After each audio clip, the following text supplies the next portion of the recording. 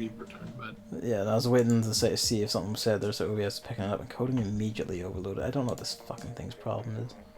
It died away again. So the bit rate's at 2. Am I still like crackling by the way or what? Not now. Alright, we'll find out I guess. Less crackling and more cutting out. I mean, that's kind of what I meant. Was I dying at all audio-wise? Am I still dying audio at all? No. Fucking hate everything. Right. Let's just go. Fuck it.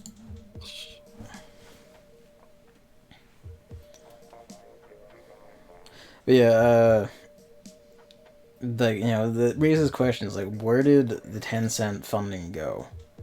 What was that? Like, is that locked up in something? And like, they say like, oh, we can use it freely or whatever. I don't necessarily believe that. I don't believe 10-cent is so kind. They want like their blood back. They'll get it back somewhere or another. And you know, there are questions like, did Nintendo not take it up their own way? Did Platinum want to take it from Nintendo to do it themselves? Because let's be fair, Nintendo didn't really advertise Wonderful 101 at all. They didn't really give it any real support beyond funding it and releasing it. Like, they didn't advertise it much. They didn't get, like, Joking Mirage Sessions got more attention than Wonderful 101 ever got from Nintendo. Because they clearly still have a good relationship. Astral Chain did very well. Nintendo funded that. They're still getting Bayonetta 3. You know, like... I mean, maybe Wonderful 101 was just a project that Nintendo wasn't happy with, but, you know, everyone makes mistakes. But, you know, they just don't like Wonderful 101 in particular. Maybe.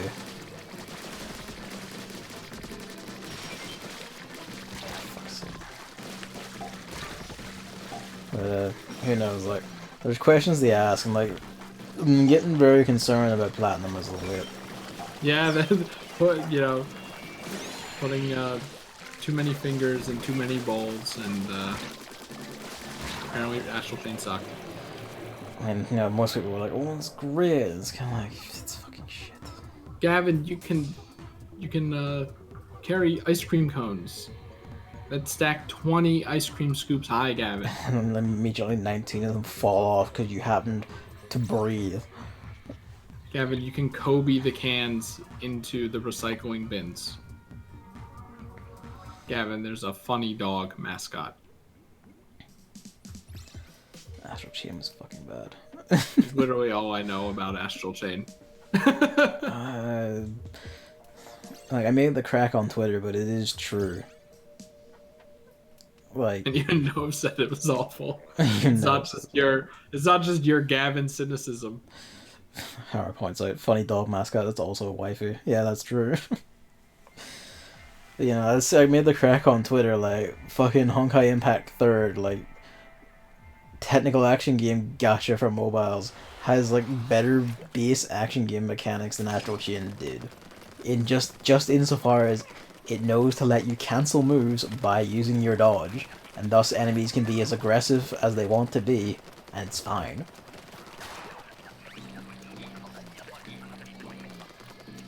But yeah, basically, like, you know, concerned about them. You know, it feels like they have like too many projects going on, not enough.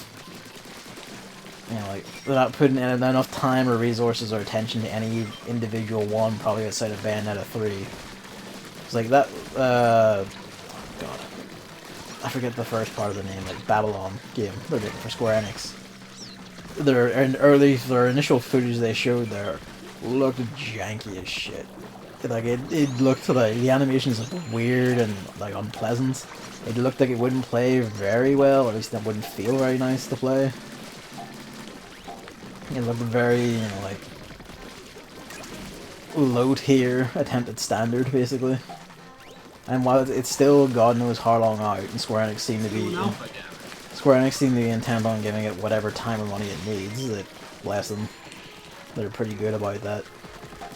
Like, it's still kind of like, And with this move, with like all the questions they ask around it, like, where'd the 10-cent money go? God's sake.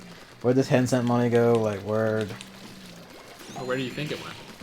Probably like probably like some other game they want to make. That, or, you know, Tencent has mandated a use for it, and they can't use it for this.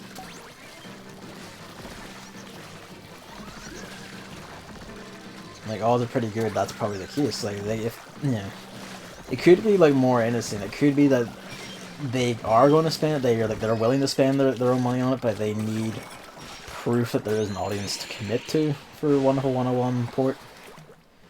Like, plenty of ones use Kickstarter for that. Yeah, and plenty of companies use Kickstarter for that sort of thing anyway. But, you know, still. Yeah, that's that. Do you think it's because they know they'll get it funded from all the fans that say they love it? And especially the super fans who are going to put down like 1,000 regardless? They're probably, like, hoping that sort of thing would happen. That would be nice.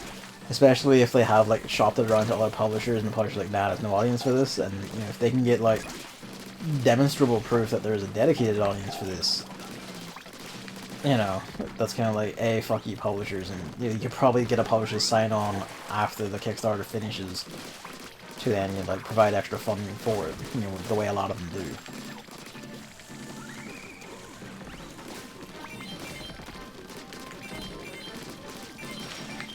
I don't think it's particularly bad because, like, the people who are paying for it want to pay for it. I don't know, like, that aspect of it's fine. It's more just the grander question of, well, what does this mean for how Platinum are standing right now as a company? Like, are they doing okay? Like, is this fine? Like, what's the management like? Like, what's going on? I mean, maybe this is just, maybe this will just help them get back on their feet, you know? What's kind of the thing? Astral Chain sold actually, like, very, very well. Like, actually excessively well. More than Nintendo was expecting out of it. It sold really well. It actually, you know, broke into the UK sales charts and stayed there for more than a week. Like, it did quite well for itself, and, you know, this is off the back of Nier Automata, which is the single highly successful game Platinum have ever released. You know, like, if at this point they're being risk adverse or they're going like, we don't know how to proceed, it's kind of like, well, why? Are you suggesting that they could possibly be hoarding the money? I don't know about hoarding. It could also just be that they're very. It could just be that they don't know what they want to do or don't know what to do. It could be any number of things, really. I mean, from my understanding of Platinum, they're a part of a lot of projects, so they probably just need a lot of money. They can't. They do have like that money a lot of staff, and they do need they have been working on a model of like this continuous work and always having like 3 or 4 projects on the go. But that's kind of like part of it. Is like, are they managing things properly or well or whatever? Like, kind of not seeing it. I mean, as long as they make good games. You know, you kind of also need to be around to make more good games after you make your first one. In some ways, it's kind of like, well, it's like a display of confidence or lack thereof in their own stuff. Like, what's going on here? I don't know. It's just nervous time for them, because I do love Platinum. I do love a lot of the stuff they make. They've made some fantastic stuff. Like, if nothing else, this Kickstarter is great to give Wonderful One a chance to find an audience properly this time, hopefully. Yeah, because people own a Switch. Or at least, you know, like, get it onto a system that's, you know, it doesn't have a very finicky special controller that easily breaks and is pretty hard to have replaced, if not impossible to replace. But it does. What? Have you forgotten the Joy-Cons? What you just described is the Joy-Cons. That's why you play a Pro Controller, like any sensible thing to do. Well, Gavin, not everyone is rich enough to spend $80 on a controller. I was going to die. They've already died at the Wonderful 101 to cancel this skill. Well, that's the thing. Scalebound almost did kill them, and it would have if Nier Automata didn't happen literally afterward. If Nier, because like they outright said, like Kimi himself even said, like Nier Automata saved Platinum. Like they were basically going to be exploded by being cancelled. Microsoft just like making them waste money and then fucking them over with the cancellation. And, like if Nier Automata didn't happen, that'd have been it. Like Wonderful 101 was fine because Nintendo paid for that entirely. So Well, that sold or not kind of didn't matter to Platinum at that time.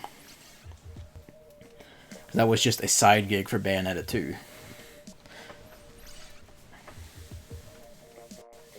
I mean, they only didn't then because Nier Automata was very luckily exploded.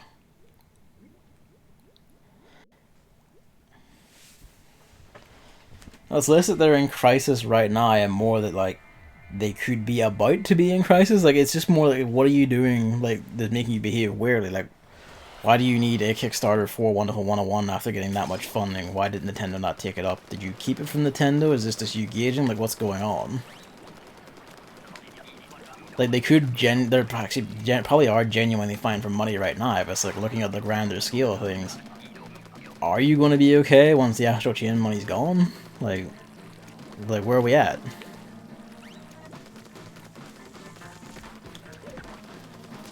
But, you know, any which way, like, the Kickstarter itself is a good thing. If it's gonna happen, I should point that out. We don't actually know for sure yet. Tomorrow. And if, you know, like, you want to wait until tomorrow to do Salmon Run? And Gavin's like, in part because I would probably be too tired after dealing with work bullshit on Monday to fucking focus and chat.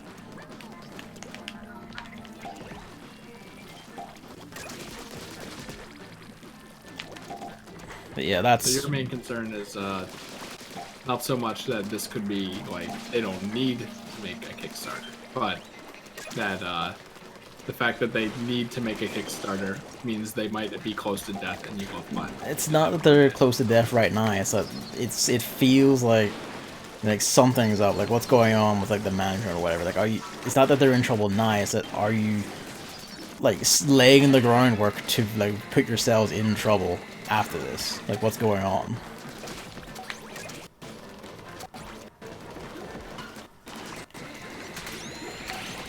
Because, like, again, Astral Chain did sell very well. Like, they're probably, like, financially fine right now. They probably will be for, like, an hour, you know, however long. But it is just a case of, like, you know, like, yeah, like, basically, as I keep saying, it's just, like, so why are you behaving weirdly with this? Like, what's going on? Are you, like, running your company fine? Like, once the money stops from Astral Chain, are you going to be okay? I don't know why OBS is just fucking dying today. I don't know what I can do about it either. Hang on, I have to mute. Oh, this gives me time to talk about Nove saying, gone through 2 Pro controllers. Isn't that because you're like a professional Splatoon player or something? Not professional, obviously, but play a lot of intensive games like Splatoon. I mean, it should still hold up because it's this expensive, obviously, but it's so funny. Like, my Joy-Cons are fine, but only because I never use them.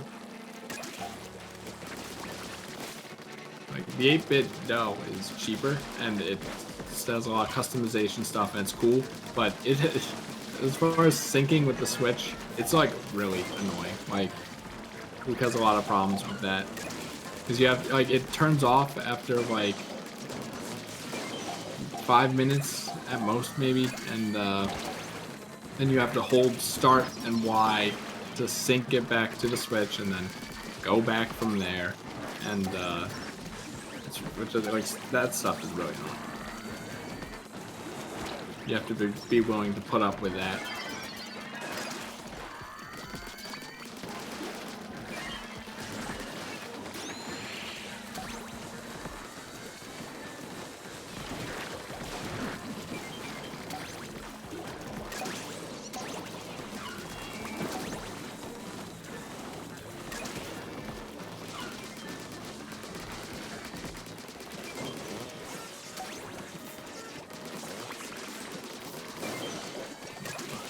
In there, huh?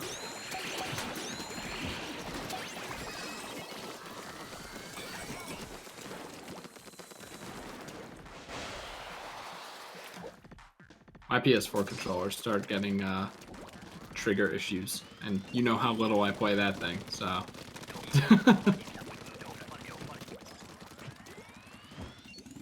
This again. Well, that person wasted no time.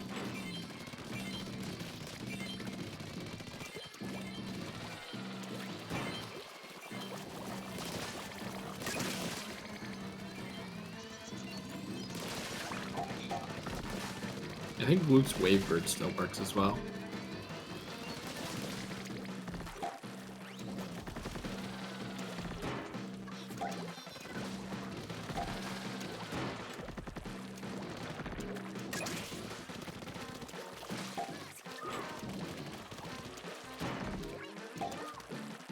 Thank God I don't have sound on. That person would be really annoying. That was close. That's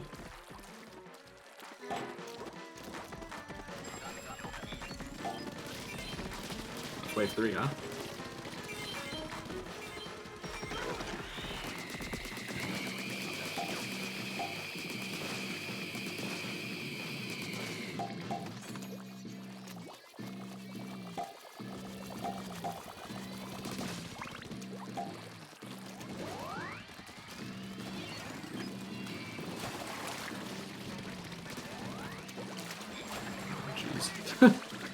Gavin's away for a while, isn't he?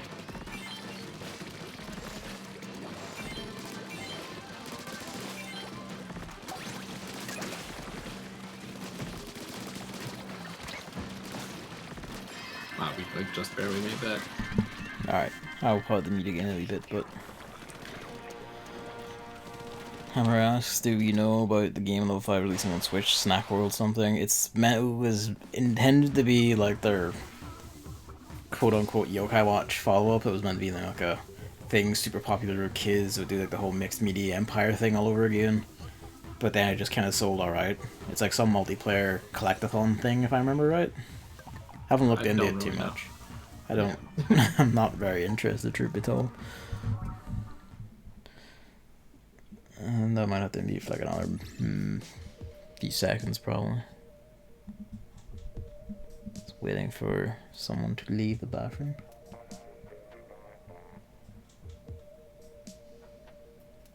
Or fuck it, we'll just go on then. Oh, you can take over because I had that's my piece said. I'm wondering if there's any more I want to say about it.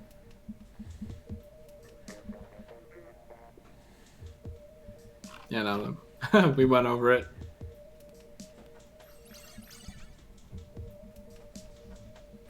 Alright, well, last time we talked to... Hey, it's going to play again. Last time we talked about yearly themes, or at least I did for the most part. And I kind of want to just constantly do follow-ups with that, just to kind of at least stay on it for me. I think that would help a lot. So, I don't know if you've thought about this at all, because I think you basically just said, you know, maybe this, and then... Yeah, I haven't thought about it at all, no. Not at all? I've kind of had an extremely shit week in work, so not really, no. Among other things. And also just a busy week in general, so no, I haven't really thought about it. Because last week you mentioned art, perhaps. You've always wanted to kind of get started on that, but... Yeah, and also people don't leave me alone, or shit keeps happening, etc. That's not like a thing at you, and as much as I enjoy their presence and the movie stuff I liked, went to see this week, it was great. I kind of did just lose the entirety of Thursday and Friday to work and then seeing movies. Well, that's just how life is, you know? I know, but it's just kind of the perpetual struggle. Apparently Snack World is a randomly generated dungeon crawler RPG. Less interested.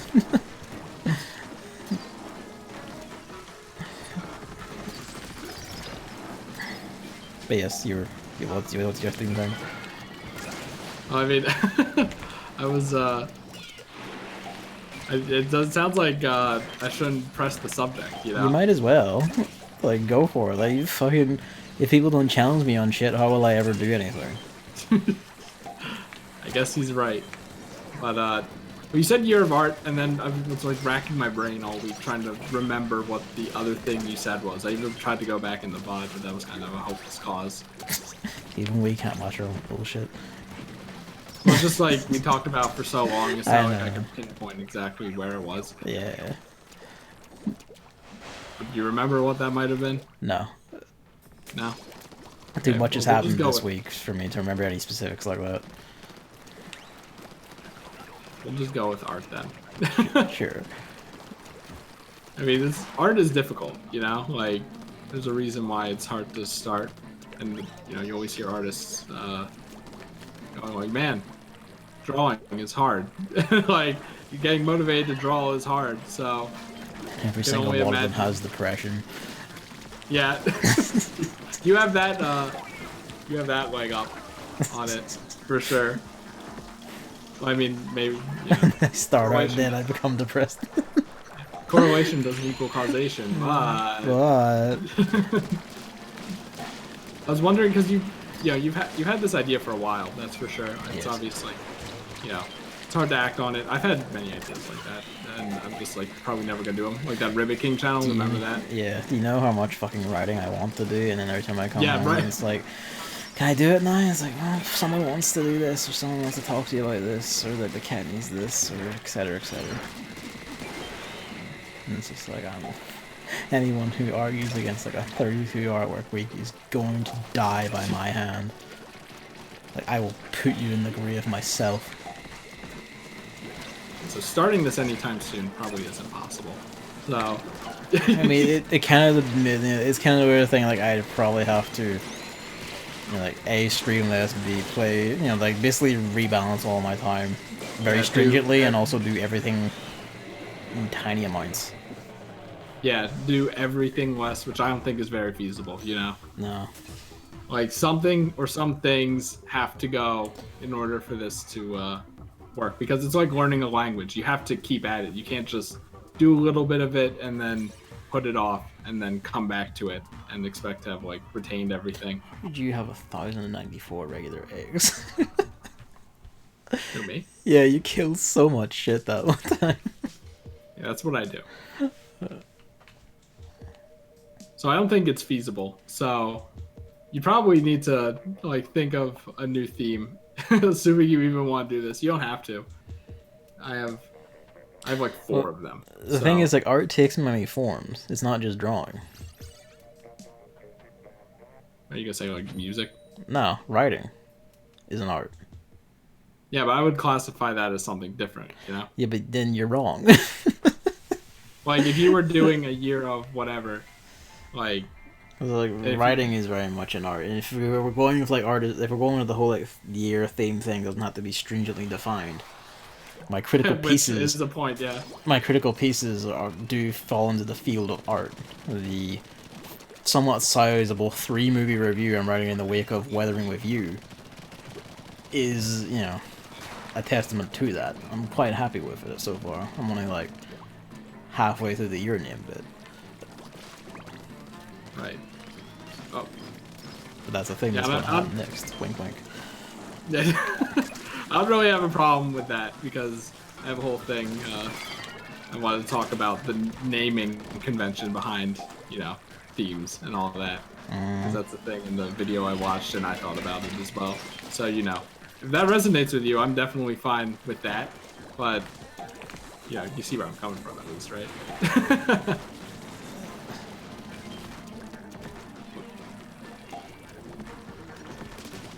But yes, where were you going with this? I mean, I'm saying that art, like drawing, probably isn't gonna happen anytime soon, and you know, there's no point in worrying about This it. is the part you know? where I It's like, finally start this variant week. yeah, That part of me just like, yeah, fuck you, authority. Dirt out me. but I was wondering, even if you don't, you know, start it anytime soon, have you thought about like how you would start it? Yes, I have a book here. I've rarely recommended one. I forget the exact title, but it's I think it's like drawing on the right side of the brain or some shit like that, where it's like it's all about teaching methodologies for learning the basics essentially. And then the other part of it is also just rote practice. Like every fucking day, come back, I draw a circle. I do this until I draw circles to give people erections. I move on to squares. Not that, you know, like micromanage, but it's that sort of thing. You know what I mean? In a way, like something not as simple as a circle. You mean? I mean, you know, yeah, basically, like, you start small and you build up. Right. So it would be a circle, and then eventually it'll be like a head. The head, yeah, that's basically exactly it. Because they're all the ships at the very core. You get the ships done, and then this is all about just putting ships together. Like, learning the program was actually kind of the same way. It doesn't sound like it takes too long. Do you think that would be something you would? I mean, the part of it is like I am a cack-handed fool who has, you know, like my handwriting is like fucking terrible, and I genuinely think I have a problem with, like, I think I hold pens wrong or some shit. I don't know.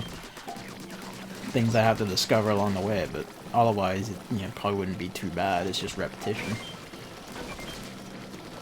Right. That seems simple because, I was talking about you can't just start and then stop, but like that seems like something you could do pretty consistently without investing too much time, and it would be like by the time you're ready to draw, then you'll be like you'll hit the ground running per se, Yeah, basically. So that could be something like you could do as far as drawing, at least for now,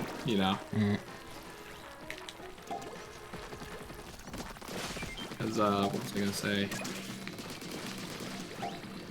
It's like it's not just as easy as like, oh, I'm just gonna pick up. I mean, sometimes it is as easy as I'm just gonna pick up like a pencil and paper and just draw something and maybe do it once a day or something. Yeah. But like at this point, like I think the kind of art Gavin wants to do is like, requires a lot of theory. In the end game, a lot of like. People have studied this stuff. Gavin would wanna. Yeah, I'm gonna need to learn like shit about colors. I'm gonna need to learn shit about perspective and angles and all the rest of it. And like, especially how to draw clothes and how to draw people, body parts, like ears and fingers and feet as well. Hands. Hair.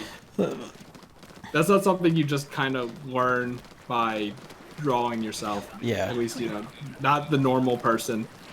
So. Yeah, that would require a lot of research, a lot of time. Yeah. You need to send me, all of you, pictures of your hands. I mean, I think I bookmarked a lot of resources about stuff like that I have yet to send you. I mean, thank you.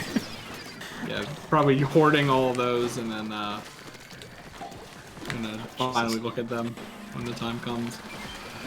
But do you think writing would be something that's like, I mean, you're doing it now, but yeah, God, like, is it something you kind of struggle with, like getting done, or is it just like, yeah, it's this not is a so much like it's basically time. The problem is that as people have noted, I've noted myself.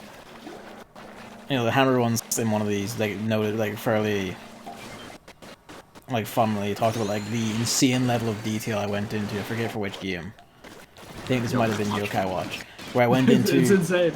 Yeah, even for the main game itself, I will go into such fucking mad detail. Like around the point where I opened a review for this game aimed at 10-year-old Japanese kids talking about the real and realism and how they are different terms and all the rest of it.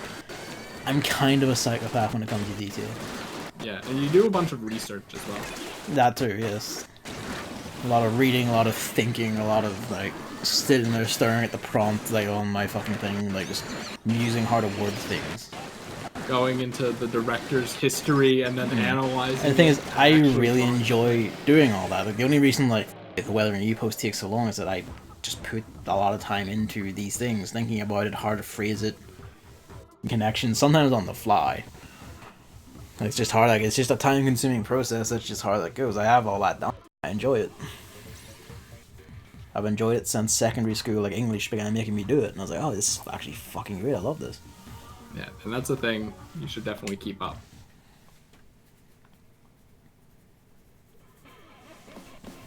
Don't worry. No worries about that. They'll be kept up. Because there's also other forms of writing I want to do, being the creative stuff, outside of critical, academic, theoretical stuff that keeps getting shunted onto various back burners because I'm not gonna do it on my lunch break at work, and then the entire morning at work is in misery, so I'm just kind of lying there with my head on my desk for my lunch half hour.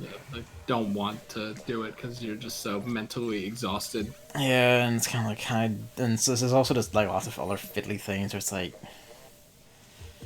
typing it on a phone is a bit, like, at least on this phone, is a bit of an ass ache because it keeps changing my goddamn words on me. I've turned off various autocorrect and other things. It still does it. I hate this fucking thing's insistence on changing my words. That's what I'm like as well. I'm like, oh, I should write up like flesh out ideas for even just like, topics to talk about on this, and then just like, but I don't want to do it on my phone, so I'll wait until I'm at home. But like one time I did something like that just because I was bored. We were in traffic while driving home from Hawaii, and I did one of those things on my phone, and it was just like a lot of stuff, and it didn't seem that bad. And I think it's about like just changing how I think about typing on the phone. You know? I mean, probably true, yeah. Like if you tell yourself it's actually not as bad as it seems, like you can actually get quite a bit done, then you will get quite a bit done because now you're using your phone, you know? Yeah. Or you could be like me and you have an iPad and just get like a keyboard for it, and I probably should do that. bring your iPad and keyboard. There is like this nifty little thing on Kickstarter of all places called like the Keychron, which is like an actual keyboard company are making a micro mechanical keyboard that can just sync up to like various devices. Like they claim Windows, Mac, Android, Linux, like the rest of it. It's kind of like that would be pretty sick to just bring with me and like sync that to my phone or my iPad or whatever. Especially on the Dublin train rides. That I mandated to do like every other, like fucking like 1 to 2 times a month. But and they make like pocket keyboards for your phone as well. Yeah, they do. So like sometimes it's not just do it. It's like such a minor inconvenience, but I don't want to do it. Yeah. Sometimes you just have to work around that convenience, which is what I always do. It's usually to my wallet's detriment, but it works. Yeah. I just had to brainwave away this fucking thing. Keep going, by the way. So just like things like that, I suppose. I don't think that made a difference, but whatever. Anyway, yeah, go. I mean, I don't know if you have anything else about it, because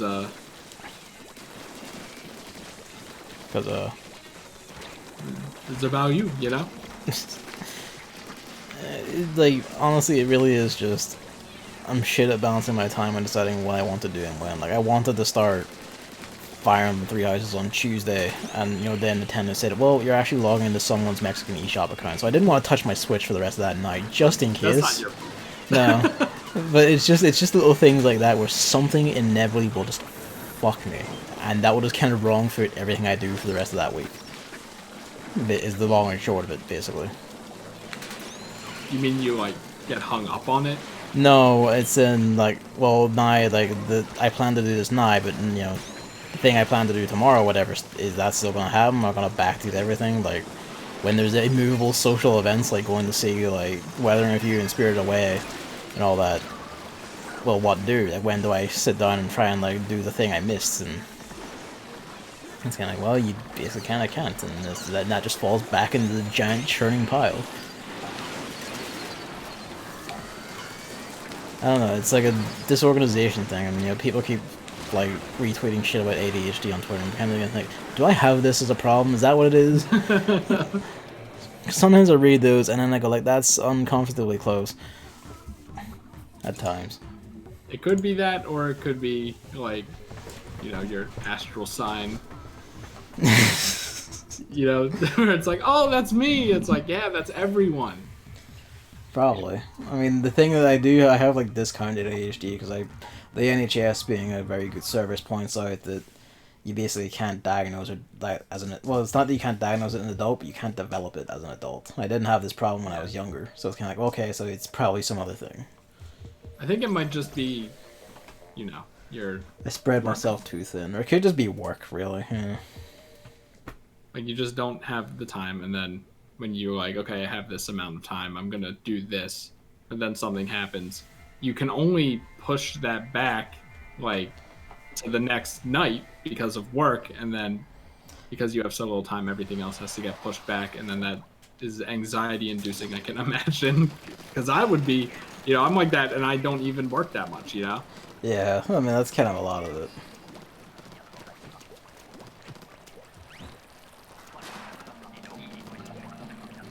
So it's like how, can you even manage your time better? Like, probably. I suppose but... that is a question. Like I don't doubt I probably could in some ways, but at their point, it's kind of like, well, someone's gotta give, I suppose. And... At what point is it victim blaming? Yeah. Because saying, oh, I don't want to stream because of this. It's really all my fault when you think about it, Whereas this is not your fault. This is just how your life is. It's not my fault. The damn testers in Dublin don't fucking read the goddamn spec or the goddamn cards or the goddamn anything. Why do we have them? I don't know why. Yeah, on and on. I wonder if just kind of a theme of writing is a good place to start, or if you want to call it art as well. I mean, it is that's art. The thing, it is because just to jump ahead a bit, me, I'm all I'm getting into eating healthy and exercise and stuff.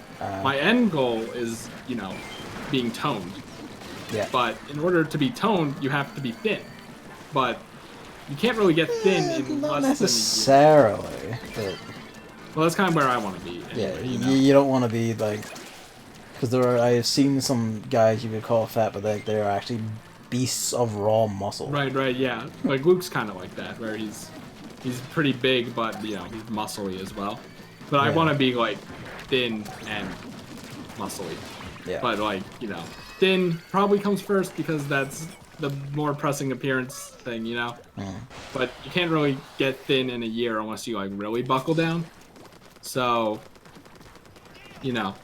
My whole year of it kind of sounds stupid, but we are talking about things that resonate with you. Year of toning was, well, the toning part probably won't happen this year. That's still a part of it. That'll happen this year. The prep work for it is there, though. Exactly. So this could be kind of the same thing, It might not be, drawing art, but it's still a form of art that you want to do first, So for you, this could be the year of art, and then, this year focuses on kind of nailing down how you want to write. Well, not how you want to write, but how you want to get writing done. Yeah. So that's actually a good way of looking at things. And then all the little, because, a theme, it's not I want to write, a review a month or something like that. Just, you gotta look at it as I did some writing. Yeah. And that's a positive. Even just, you do, if I, want to write, I don't know how I would describe this, but, if I wanted to write just, something that's made up of a bunch of little sentences, and I just wrote, one sentence a day, that's better than writing no sentences a day, Yeah. Or, actually, it was kind of like that with, what was it? One of the projects I did. Oh, yeah, extending music, Yeah. That's right. Where it was there were how many, even I haven't finished extending them yet. There are 90 songs on that Yokai Watch soundtrack. And I told myself, hey, I should just do one a day. Then I can, it's not that hard to do one. And, I can have it done in a month or two. Yeah. And I didn't do that. And it's not done. But if I did do that, it would have been done a year and a half ago, Yeah. So maybe something like that as far as writing goes. And, with your writing, you do a bunch of research. So maybe just go, all right, I want to look into this director now. And then you do a little look into that, write down some points and go, good. Yeah. No, I agree with all that. It's a good plan. All right. That's good. You have something nailed down for Gavin. Yeah. I don't really know what more to say there. It's kind of it's a good plan. I'll try it. Yeah. As I'm saying it, I'm saying it, I'm is this cringe? But No. in the video, like in the video itself, Gray was like, you know, if this all sounds lovey-dovey, fuzzy-wuzzy, stuff like that, that's fine. I mean, my view of people who say, oh, but like, especially with self-improvement stuff, is like, just fucking get over yourself, you tiny child. Like, learn to have emotions again, you fucking edgelord. You were 15 like 20 years ago, wise up. Not every tool needs to have sharp edges. Such a good line. That was a good line. Moreover, like, if you only engage like one half of your emotional spectrum, then you're just an unfinished person. Who are you to judge anyone or anything? Yeah.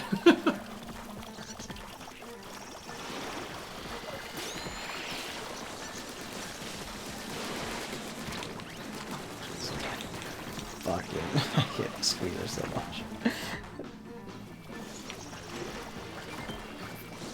It just does not work for this mode. When you just get a chance, someone chuck a grenade in my face. Oh, it rolled off the platform. Someone got it, that's good. Yeah, like where I was gonna start with the whole theme thing was about the naming, because it's like surprisingly deep now that I thought about it. Where you know, like that part of the video where it's like, you know, you want to find something that resonates with your brain. I'm like, whatever. But then like, if you think about it, like I had Year of Exercise last week, right? Yeah. That's so fucking boring and bland, you know? So, you know, I already said Year of Tone. That sounds like hell yeah, you know? That's what I want, and every time I think about it, I'll be a little more motivated to do it because it's like, you know, resonates. It's like, that's what I want. It reminds me what I want, stuff like that. Yeah. But, then there's also, like, stuff like having cool names for projects as well. That was talked about on one of CGP Gray's podcasts, which I thought was also funny. Like, if you're cleaning your room, why not, like, it's not just about, like, cleaning your room, but, like, giving everything a place. That one in particular, I was like, that makes me want to, like, clean my room, you know? Like, if something doesn't have a place, just throw it out. And it's a good reminder of that. Okay, that's your version into that Murray combo shit there, aren't you? What do you mean? The whole, like, you know, like, make happiness by removing things that have no place or whatever. Yeah, does it spark joy? I do love that phrasing. That's the mindset I have when cleaning stuff out, actually. Like, you know, I wanted to go over it later, but I've unfollowed people on Twitter. So what I did was I just, like, scrolled through their thing, and I'm like... I just get this mental image of you doing it, stopping each name and asking, just Piss Lover 69 give me, like, spark joy. Well, that's... I literally thought of the phrase while I was doing it. I was like, scroll through their timeline for, like, you know, a few seconds, and then go, do I feel any, like, actual powerful emotions from this? Like, yeah, it's good art, but am I, like, you know, getting this anything is really out of it? good? If the answer's no, you know, unfollow them. There's no point in following, like, a fit artist if you don't, like, know fuck all about fit, really, for instance. Yeah, but even for, like, stuff I do like I unfollowed some OJ artists and stuff. Yeah. Because I tweeted about it earlier. It's like, you don't need this Hat in Time vinyl for to prove you're a super fan. It's like, you don't need to retweet OJ art to prove you love OJ. If it's like killing your time, then just remove it from your life, you know? Yeah, I mean, it's the kind of thing, like, if retweet a Phantasy art as much as I love Final Fantasy, you would never have a timeline of anything else.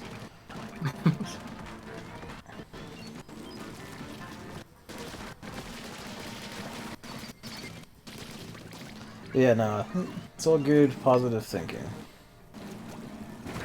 Yeah. And I will say, like, the way a lot of people use the term positive thinking, or like, I'm going to be more positive this year or whatever, it tends to make me feel sick in my stomach, so you are a disingenuous piece of shit, and I know you are. But I mean, I'm gonna be honest. in this case, like, it fit. I kind of thought about that as the yearly theme, but I'm like, 4 is probably where I should cap it, otherwise I'm not gonna make any progress on any of them. Yeah. Like, because I feel like a lot of the time I use Twitter to complain a lot, And I'm like, you know, like constantly NL talks about like you know, I'll go to someone's Twitter feed and it's just them, you know, complaining about stuff. It's like, what are you doing? I'm like, you know what? You're right. So, like, even last night, Fire Emblem here, there was a lot of bad Fire Emblem Heroes news. Thank God we don't play that game anymore. And one of them was, like, you know, I'll shit on them for, like, just being exploitative in mobile games if it'll stop friends who do still play it, because they do, from, like, just having them realize, you know, maybe I shouldn't do this. Maybe I shouldn't buy this subscription thing. But I also kind of tweeted, like, oh, you know, the Choose Your Legends results was boring. I'm like, you know what? I'm going to delete that tweet because that's unnecessarily negative, you know? I'm actually glad you're wising up to that. No harm, but that is, it's not just you, that's a habit I've seen multiple people in my friends sort of have, and just kind of like, always stop being like, yeah, it's like one of our mutual friends, like, talks about how she, like, hits Sora from Kingdom Hearts. It's like, you've never experienced anything from that except people's memes. Who are you? Just shut up, come on.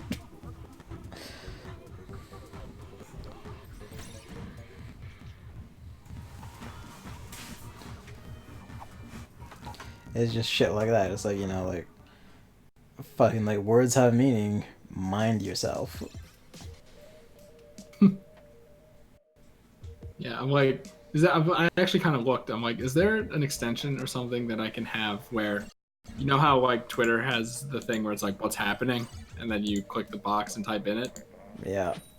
I'm like, can I change that so that it says, like, is what you're tweeting negative? So that I can just kind of stop and go, you know, I mean, even if it doesn't work. In theory, you could, like, have a rudimentary extension that checks your wording on things. But, you know, like, trying to determine tone and the rest of it through text is quite difficult. Yeah, there's just something to make me more aware of it, you know? Because it is a thing that I just kind of am not aware of. Like, we talked about yesterday where it's like, you know, clearly I have some sense of self-importance because, you know, why else would we here on stream? This is the same thing. Yeah.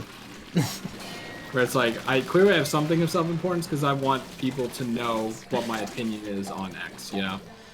It's like, you clearly value your own time. You didn't want to watch Warcraft Online past episode 5. Well, that's fine, because I can still form an opinion on it. You can, yes. That is enough of it to say you have an opinion on it. You know, like, that is over a quarter of the series. Like, it's fine. You don't have to eat more than a bite of a turd to know that it's fucking hideous.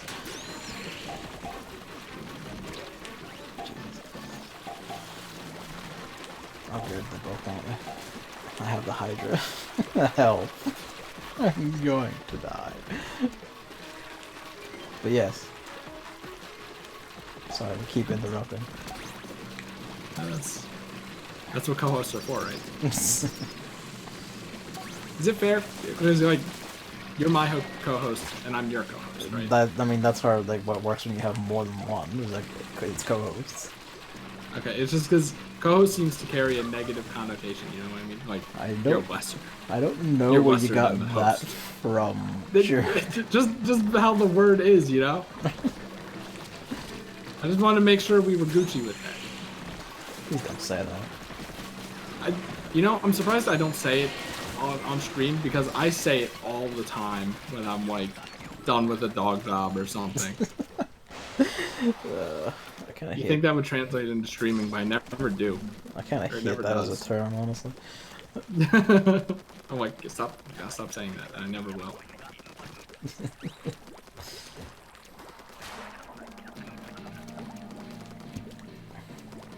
I guess to get into themes, I might as well continue the exercising one.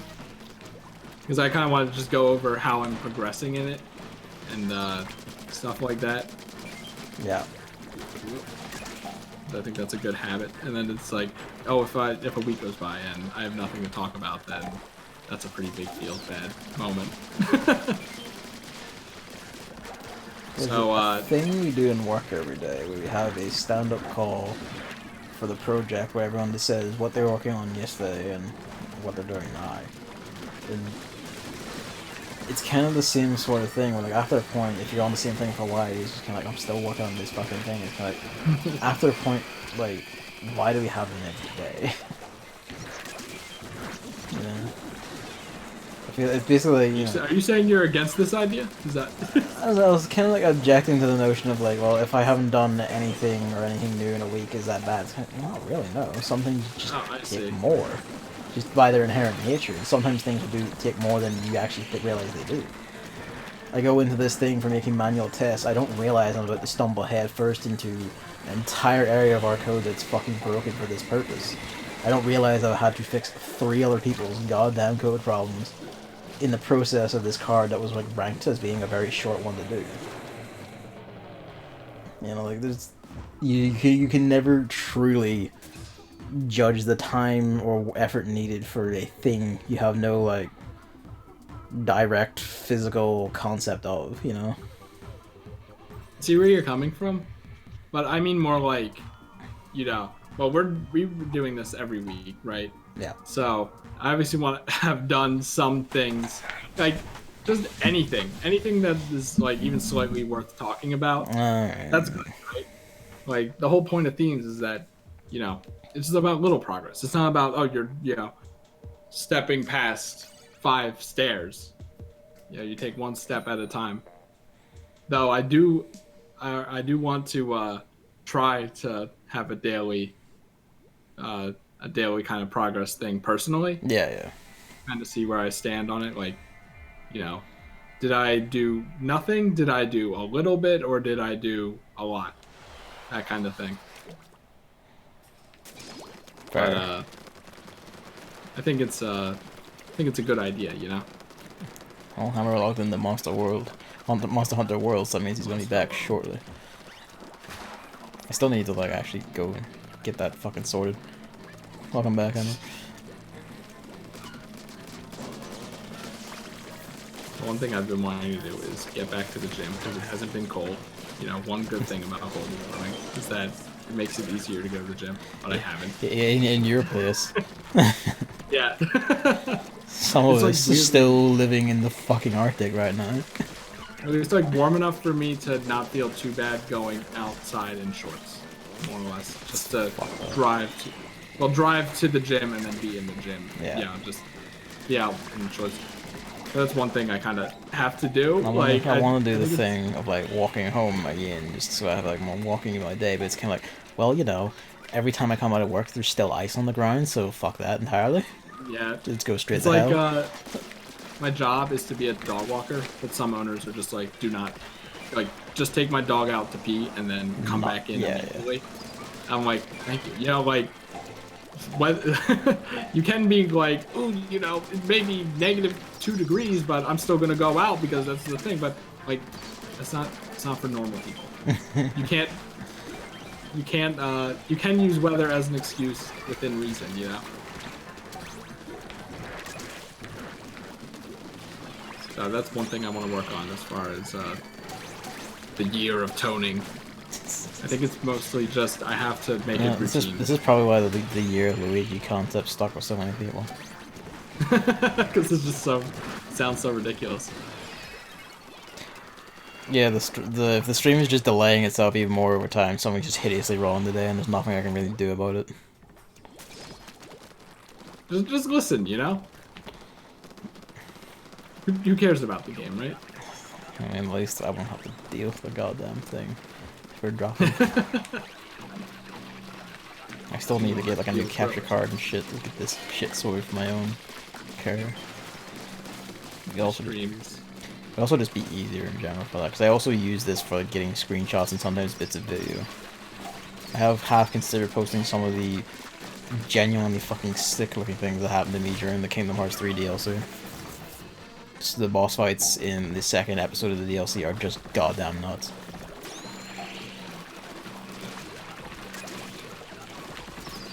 Like around the point where I just like an enemy, one of the bosses uses this.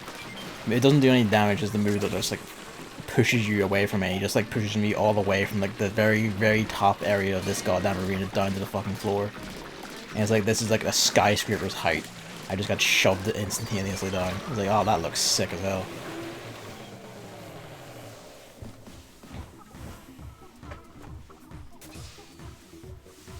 Yes, tangents. Yeah, lots of tangents. That's just how it'd be, you know. That's just how it goes. Yeah, they're like someone. I think it was in a Discord server said that going to the gym isn't about motivation; it's about discipline. That's And my knee-jerk basically. reaction was like, "What are you, a cunt?" But I thought about it more, and I'm like, you know what? You're right. You know, it is Like, more about I discipline didn't say that, by the way. discipline trumps motivation. Like, discipline is doing it even when there is no motivation to do it. Yeah, and that's how it gets done. It's like that's how like you basically my plan for getting the gym to be a common thing is either, well, not doing it, as I'm going to talk about later, or making it a routine. You know, every day at around here, I'm going to do it, and then like have to push things aside because the gym is more important. That's one thing I really struggle with. You know. Yeah. Like, Carl says he wants to stream something, and I'm like, oh well, clear everything out, you know. I guess that's not really a fair comparison because like it's relatively rare, but even just things like It's like still one someone that streaming, happens. Yeah. someone streaming something, but I can just watch the VOD of it. Gavin's and it's like about to stream a hat in time. Well, fuck my games. okay, see, no, but that's a bit different. That's something that I would that's like that overrides everything. But like a recent example is Northern Lion playing the indie pentathlon thing. It's like, you know, heads as a big event, but in reality, like I just watch it in the background doing other stuff, which I do for VODs anyway. And even chatting isn't that important. Things like that. Yeah. Yeah. So it's either that or like it's probably not gonna happen. Like, it's funny, Luke canceled his gym subscription. We were gonna do a thing where we could go together, but he canceled it because he has social anxiety at the gym. I'm like, this man who seems to be brazen in all things has gym social anxiety. that's what I kept saying, and you know, he's also like, I don't get it either. You know, like you think I would have something like that, but I really don't. It's like That's fucked up. We're all here for the same thing. That, you know, I feel like the gym is known for having many like unfit people in it as much as that's kind of the point of them, yeah. Exactly, that's the point of the gym. You're there for that reason. No one's gonna make fun You're of converting one to the other, and more often than not, the muscle tryhards are like, fuck yeah, someone I can train. Yeah, or just like, hell yeah, someone else is getting fit. Yeah, you know, someone I can like share my passion with. Yeah, I've told this to Luke many times. He can't get it, and then what happened with him? Oh right, if you're eating, cover your ears. The battery pack that helps him go to the bathroom because he broke his spine came out of his back. Jesus. So that put him out of commission. Jesus. For the gym quite a while. I'm like, hey, do you want to go back? And he's like, nah. Like, I just don't think I can do it anyway. I mean, if that happened while he was at the gym, I can kind of see why there might be a mental hang-up for returning to the hills. That wasn't at the gym. Okay. That wasn't at the gym, and he hasn't said, like, I'm afraid that's going to happen at the gym. I mean, he might be. But I feel like that's a bit more reasonable than just, I feel, like, socially anxious in this one thing, whereas, like, otherwise I would just smoke weed and fart all day, no matter who's watching. Like, you know, the whole, like, something fell out of my spine and to seal my ability to piss is kind of a bit fair in that regard. Yeah. I mean, I wasn't going to say, hey, do you want to go to the gym during that? But well, yeah, since healed. He's now back to normal. I'm gonna, like, go on another little tangent. Luke just told me today that, because he didn't have any weed because he thinks our cleaning lady threw it out. Right. So he went to bed without smoking, which you know, apparently the first time in a while because he said he couldn't go to bed. And this is like after a work week and, you know, a weekend where he works a shit ton. Yeah. So he was probably pretty tired. So I'm like, hey, you know, I've said this before, but now I'm pretty sure you're like addicted to this stuff. And he's like, yeah, this is a pretty big sign. Yeah. So I think he's gonna wean off of that. He's weaning off of cigarettes as well. That's good. Also for financial reasons, because that stuff is all expensive. Mm-hmm. He's like, yeah, if I like bought this grill for us, like, then I would only have like $7 left in my account until I get paid again. I'm like, yeah. Yeah, no grill. I think you should try quitting. Yeah, just a bit. That stuff is expensive. Anyway. Just replace it with meth. Yeah. Anyway, we'll Keeps see you regular. We'll see how the gym goes this week. I have a feeling I'm not gonna do it, but you never know. I might just buckle down. Sometimes all it takes is a little motivation, or even just reminding myself that it's a thing. Yeah. In this busy world of ours. But, did I talk about Ring Fit last week? How my mom just called me out of No, nowhere? you did not, because it happened after last week. Okay, so literally out of nowhere, like not too long ago, my mom called me and was like, "Hey, have you heard of this game called like Ring Fit something?" I'm like, "Yeah, Ring Fit Adventure." Your Like, mom just trying to it's a game. pretend that she's not a hardcore Nintendo fan and knows this shit off by hand.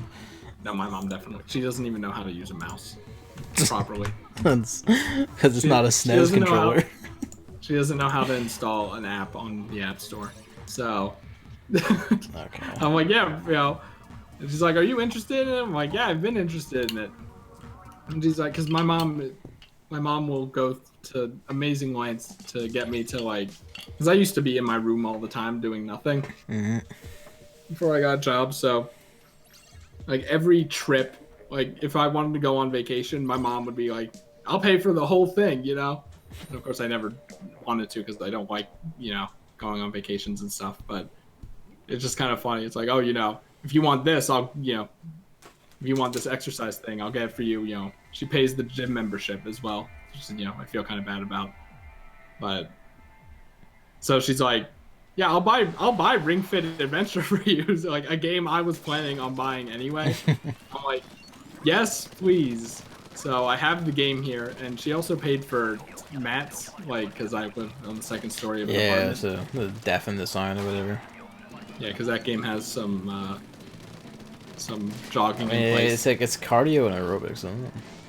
Yeah, it's like basically most like the game is like you're jogging along a path, and you use the ring to like suck up coins, and there's some jumps and stuff as well that you can do, and use the ring to glide and stuff, and then you run into an enemy and you go into like an enemy fight, and basically your moves are reps of a certain exercise. Okay. So like the hard, I'm like the game has interested harder in trying difficulties. Yeah, no, it's really interesting. Like the game has harder difficulties, and the harder the difficulty is, the more reps you have to do per attack, or like it just does less damage, so you have to do more reps. Yeah. And there are like type advantages, so that you aren't just doing the same exercise every time. Hammer knows that apparently it's out of stock everywhere where he is because he tried to buy it yesterday. Fucking hell. I will say I've admitted that's kind of funny. The cosmic joke there. But I will admit I was initially very down because I saw it and I immediately had like horrible flashbacks to like the Wii U and the deplorable heights of the Wii. Yeah. But I have seen bits of it and it's like, what, this is a genuinely charming little thing, and fair play, Nintendo. That's fair. It looks fun. Like Wii Fit is just an exercising app. Yeah. It tells you to do this, and it has like the Wii Fit trainer, but that's about it as far as charm goes. You're in a white void. This is like an actual game. They have gamified exercise. Yeah. It's like, you use the ring, you push the ring in, you pull the ring out. The ring has motion sensing, so like you lift it. Yeah, you lift it above you. There's a leg strap. That's how it tells if you're jogging or not. But it also, you also kind of like do squats with it. You get down and like do some like exercises on your back as well. That's pretty nice. And I could easily it's like do that in my kitchen. It would just... Yeah, it's like a full workout. It's like ridiculous what they did with it, and you can just turn difficulty up, and I think there's a free mode as well if you just want to do a certain exercise, it'll count it for you or whatever. And it's just like really cool. Also, there's the IR cam on the Joy-Cons, the other thing that's never used. Yeah. If you lightly put your finger to that, and it tests your heart rate after every single battle. That's pretty sick. And then the game will tell you like, hey, maybe you should stop. That's actually really like, nice. So one that also actually tells you, hey, okay, you're done. Yeah, that's like it calls it for your session for you. That's pretty nice. Yeah, when every session starts and ends with stretches. Yeah, as any good exercise thing should. Yeah, it's like you say you're done. It's like, all right, let's do some cooldown stretches, and I'm like, wow, I never even thought that was like a thing. It feels like they put even more consideration into that than Wii Fit. Yeah, for sure. So like, if you're interested in that, I just me and starting things. I do intend to stream that hilariously. I pretty much straight up couldn't. Yeah, I mean, I don't blame anyone who says I don't want to stream this. It's not even I don't want to. I straight up couldn't. I don't think there's enough room in this room for like, floor exercises and shit. Yeah, as you said, you'd have to do that in like your kitchen or something. Yeah, because if I can just take the Switch out of its dock and bring it downstairs and just play it, undocked with that, easy done. The kitchen is big enough, plenty of space. Yeah, I was asking Book, do you think like they have it on the Switch because you can take it anywhere with you? All you need is like the ring, and then you can exercise anywhere. I'm like, that's a pretty cool idea that no one has talked about. Yeah, I'm excited to start Ring Fit. It's just I'm bad at starting things, You are. And there is a bit of like, you're basically like putting yourself in the public eye and just like sweating and like showing just how unfit you are. But I'm pretty open about that anyway. Like I can't even lift like some boxes. This is why I'm needing to start like exercising, not just doing cardio. Yeah. So speaking of that, I drove to this like I hate 2-lane roads. I drove down a 2-lane road to go to this fitness. I just want to briefly interject to ask you about your time situation. I'm fine. Okay. Honestly, just making sure. Continue. Yeah. But yeah, I drove to this exercise place to, cause like for Christmas, I was thinking like, I wanted to get a bike, like a recumbent bike. Yeah. To, cause this gym thing isn't a new problem. This has been an issue for months, where I'm like, or ever since winter started really, where I'm like, I don't want to go out to go to the gym to exercise. Yeah. And, I was talking about it earlier. Instead of being like, just do it. Sometimes the solution, sometimes the best solution is just embracing your weaknesses and working around them instead of like combating them. So this would be one of them. I don't want to go outside to exercise. Maybe I should just put exercise equipment inside my apartment. So that's the idea with the bike.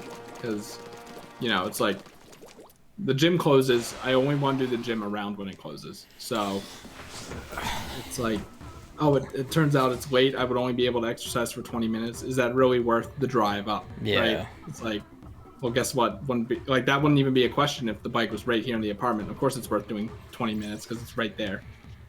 And I could just shower and stuff. So the idea is to get a bike. So I went to this place to look for a bike because my mom doesn't want to spend too much money on it, but I'm like really bad with like trying to find that stuff, I guess. And I just kind of froze up in there. Like there might be one for $1,000 that's nice and small that I liked that my mom might be like, yeah, whatever, let's do it. Because, I'm pretty serious about this. So there's that. And then while I was there, I'm like, do you have dumbbells? So I bought 5 and 8 dumbbells that I now have. And I want to use those to get my arm muscles going because, God, I am seriously extremely weak. You have no idea. And then Luke has a 40-pound kettlebell as well that I can utilize probably. And there's this app called Fitbod that I heard about on a podcast. And what it does is you tell it, is Gavin there? Gavin might not be there. I mean, I don't even know if this interests him. I'm listening after you. Oh, okay. There's this app called Fitbod, and basically what you do is you tell it what you have and how much time you have, and I think something else. I don't think it's your weight or anything like that. It's just, something else about, like, what can you do right now, and then it just uses like an AI or like an algorithm or whatever to just make an exercise routine for you. So like I would say I have a 40-pound kettlebell, these two dumbbells, and then it would just create, like, say do like 20 curls, and I don't know any terms for these things, like, then lift them up 20 times and do this many reps, take a break then, stuff like that. And it's iOS only, so thank God I actually have an iPad, because I would have been really disappointed otherwise. But I haven't booted up yet, as I haven't done with a lot of these things. Like, I lifted the weights a little just to see, and apparently 22 reps with, or 20, just lifting it 22 times with a 5-pound weight is enough to tire me out, if you want reference for how weak I am. So, because I looked it up, and it's like, because I'm like, is 5 pounds too heavy for me for like these exercises? It's like, if you like stand against a wall and lift it 14 to 22 times. If you can't do 14 times, go down. If you can do 22 times easily, then go up. I'm like, well, I kind of struggled a little bit with 22 times, so I think I'm good. But yeah, so my whole routine thing now, my whole exercise thing is either trying to go, well, I guess I could try to go to the gym. I could play Ring Fit, which I do really want to start on. And I can use like Fitbod to do some weightlifting as well. I can't do anything with the bike just yet because my mom is on vacation and she's going to be the one paying for the bike, and she wants to go there to like barter or maybe find a cheaper one that I would like, because I just got anxious, like I just said, I don't know anything about the exercise world or terms or things, so talking to this guy who runs an exercise store was actually really anxiety inducing. I was just like paralyzed, more or less, like, what do I say? So my mom, like, if I go there with my mom, that would be a lot better. But the exercise, I think the exercise health, year of toning is it's progressing pretty well. Man, and that's the thing. That's just the exercising portion, Another thing about losing weight is dieting. And my God, I've been going in on the dieting situation. I forget if last week I talked about like pivoting to oatmeal, because what I used to eat for breakfast was 2 granola bars that are pretty high in sugar.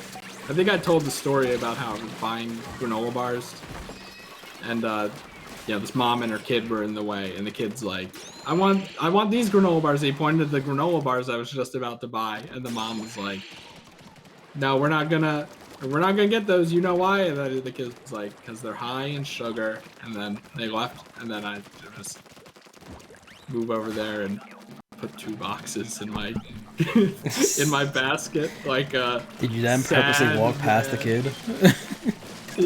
I'm like, I was like, man, like, being an adult is great because I'm not limited by this, but at the same time I was painfully aware that these are unhealthy. My favorite story someone said related to that, or maybe it wasn't probably an exact story that happened. It was just like a I guess a saying or a parable, whatever. It was like, the great journey of becoming an adult is striking out on your own, deciding to eat jelly for dinner for an entire week, and then after one incredibly painful shit, maturing finally into a proper adult. I think that's where I'm heading. Because I thought was like an incredibly eloquent way of just summing it all up. What I used to eat for breakfast was 2 Pop-Tarts and those granola bars. That's like really not good for you. Yeah, no, it really isn't. It's like, alright, so now I'm pivoting. Once mentioned you got a box of those things, it's like, fucking hell. I got 3 96-count boxes of Pop-Tarts. on Amazon.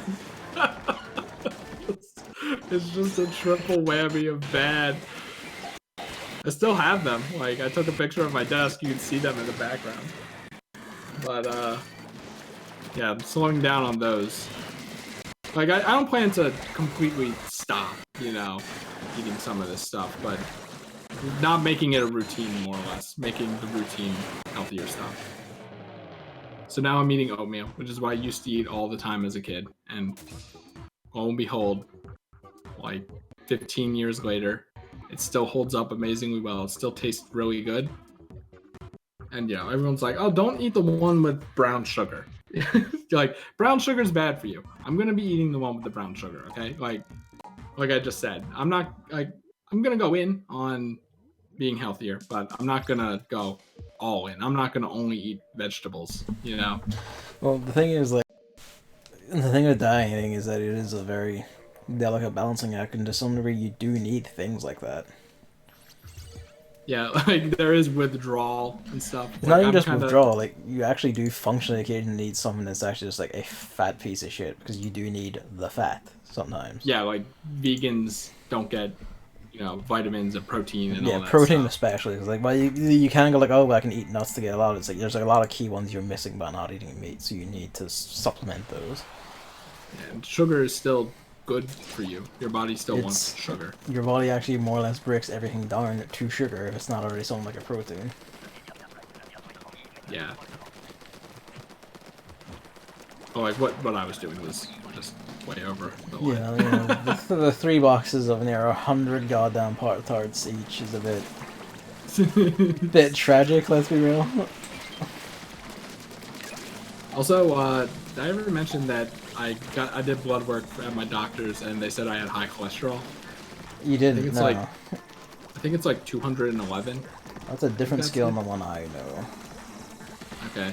So the scale we used was like a, like a single number scale. It's like something like high cholesterol was like 6.8 and above, medium cholesterol was like 5.2 to 6.7, and then anything above 5.2 was like a low cholesterol, you're good. Yeah, that's not us. That's like, the doctor basically said, you gotta scale down your cholesterol. And I mean, at the time I was like, yeah, whatever. But now I'm like, well, while I'm eating healthy, I might as well avoid foods with cholesterol, you know? It's easier than you'd think, because like I'm not a, for all like my, like, I just eat like fucking pretty much just cooked fruits for dinner most of the time. Because that's basically just what peppers are, really. Like, I don't exactly like Weight Watch or anything. I'm not like picking my foods based on low cholesterol or anything. I still walked out with like better cholesterol than anyone on my team in the office. I was just like succinctly, I was like pretty easily into the low boundary. It's kind of like you don't have to like give up like your fatty shit. It's just regular, yeah. It's really, I'm actually looking at it now. Yeah. And I'm going, oh, those freezer pizza flatbreads I eat a lot of time for dinner is like super cholesterol. Like, yeah. I'm gonna give those up, but if it's zero cholesterol, I'm like, hell yeah, you're going high on my list of things I want to keep. Yeah, that's a fair way of doing it. But if it's low cholesterol, then I'm like, that's not that bad. There's also things to consider, like antioxidant high stuff, which erodes the cholesterol you already have. Yeah, it's like I read that like green fats tea is a really good one. Some fats help erode cholesterol as well. Like saturated fat is good. Fish fats generally are very good for that. Yeah, trans fat is the bad fat, which we all know. That's part of why I had low cholesterol until when the guy was talking about that. He's like, you just eat stuff that just destroys cholesterol, so it just kind of, not exercising just kind of balances out. Well, sort of, in the sense that I am at least not clogging myself as I lie around being fat. Yeah. As everyone says, the dieting is the more important part of it, so. There's that. Lunch, I'm not fully sat down on yet. Like, the oatmeal, that's locked the fuck in. Like, basically all I want to do now is try experimenting with different milks, because I'm eating it with whole milk now, and whole milk is not the best milk. It has a lot of we don't vitamins. use the term whole milk here, so I'm not sure what that entails. Well, there's like whole milk, like 2% milk, and skim milk. We just use skimmed and semi-skimmed. Okay, well, whole milk is probably not even in your repertoire then. That's probably because we have like actual food standards. Yeah, that's probably it. So whole milk is like, you know, not that good. And then I bought a thing of reduced fat whole milk, but I don't think that's enough for me. Like, I just want to try 2%, and it was recommended almond milk as well. Try goat milk. I don't think that's going to be in my grocery store, so. You'd be surprised. Everyone, well, like, I guess to continue on, I used to eat half a pound of lunch meat. I still kind of do. Half a pound of lunch meat, like deli meat, you know. Yeah, I was gonna say, depending on the meat, that's not bad, because like half a pound of chicken is just raw protein. Yeah, but still, it's like a lot. And then on top of that, I need something else. So for a time, it was like cookies, or it might be like granola bars or something else. Like, because if I eat a sandwich an hour, like, I don't get it. Half a pound of meat, like an hour or two later, I'm like hungry. I'm like, you know how big half a pound of meat is? I do, yes. That's a lot. Half a pound of meat is what I would use for like a goddamn dinner. I'm like, how? Yeah. I'm like, how am I?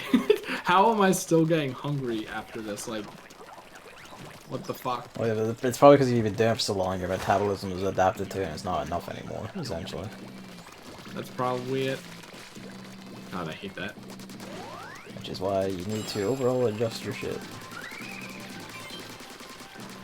Yeah, I'm like, so I'm pivoting to veggie burgers, which I talked about a bit earlier. I still have to find the one that's right for me. There is a very fun one I heard of. I tried to do it myself and fucked it up, but I've like seen it done properly, and one of my friends swears by it, and that's portobello burgers.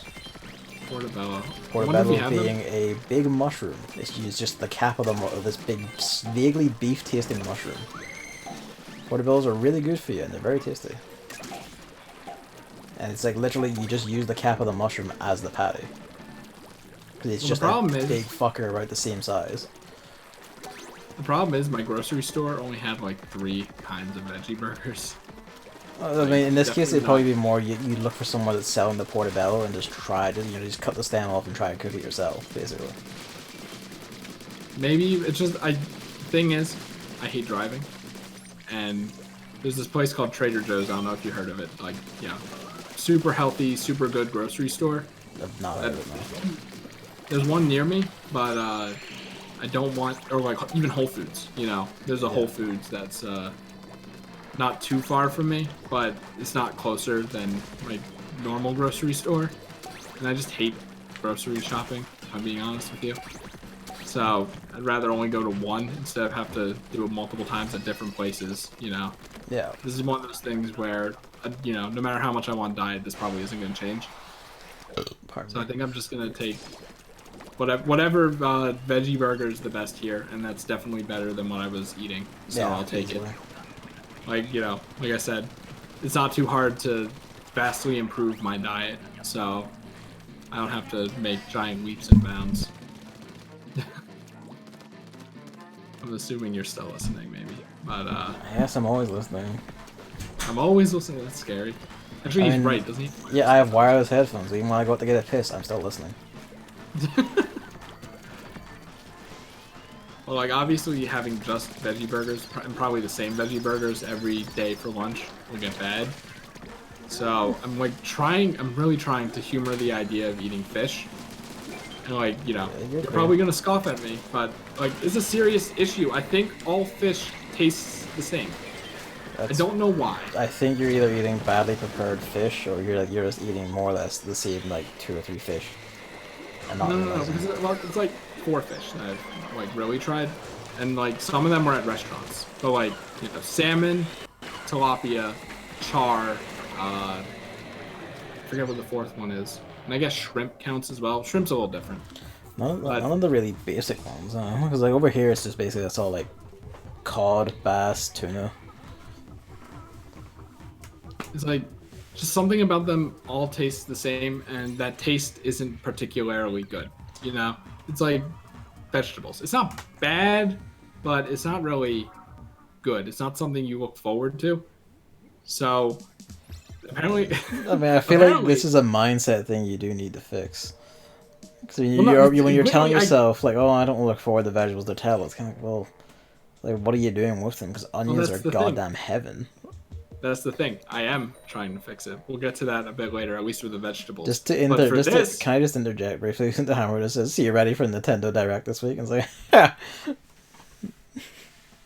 just stop. Like, just shut the fuck up about anticipating a Nintendo Direct. I'm so sick of this shit. Not to you, Hammer, directly, by the way. Just everyone.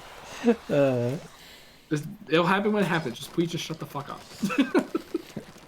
I honestly think they every time like someone at Nintendo like sees a certain percentage of tweets about it being this week or that, they just push it back and lower it to taunt people.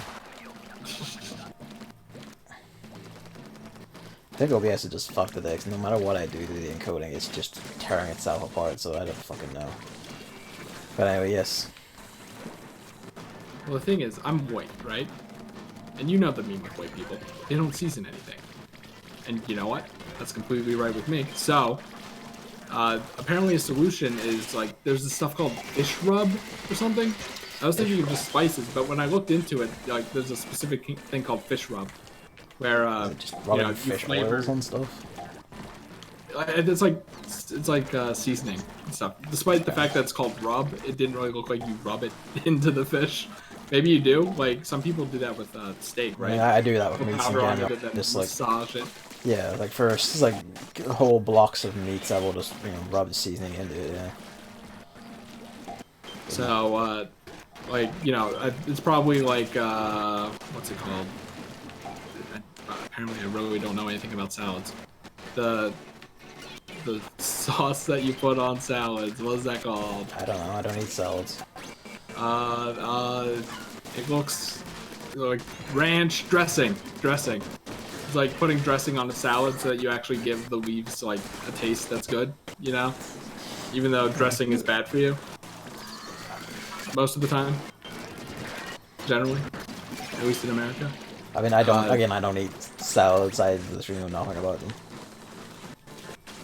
So my plan is, I'm gonna go grocery shopping probably tomorrow, and for the first time in my life, I'm gonna go to that fish counter, and I'm just gonna order a bunch of different fish, and look for probably 30 minutes exclusively for fish rub because I can never navigate the grocery store, and I'm gonna try it for lunch. You know, like I'm not saying this is like a joke. You know what's a good way to get like a good like taster array of fish? Like take away sushi. To Northern Ireland. No, like, take away sushi. Like they will give you a platter of all different kinds of fish. Like at least most of them will have like a here's like everything we have in like small amounts, so you can just get a taste of whatever. Thing. I did that when I wanted to try like sushi proper for the first time, and it determined that I can't really eat raw fish because it's just kind of this is just kind of too chewy for me to ever get through. I kind of no, if it's like that, I will despise it. No, I mean that's what I'm saying. That's why you go for something like sashimi, which is cooked fish, so it isn't all chewy and everything.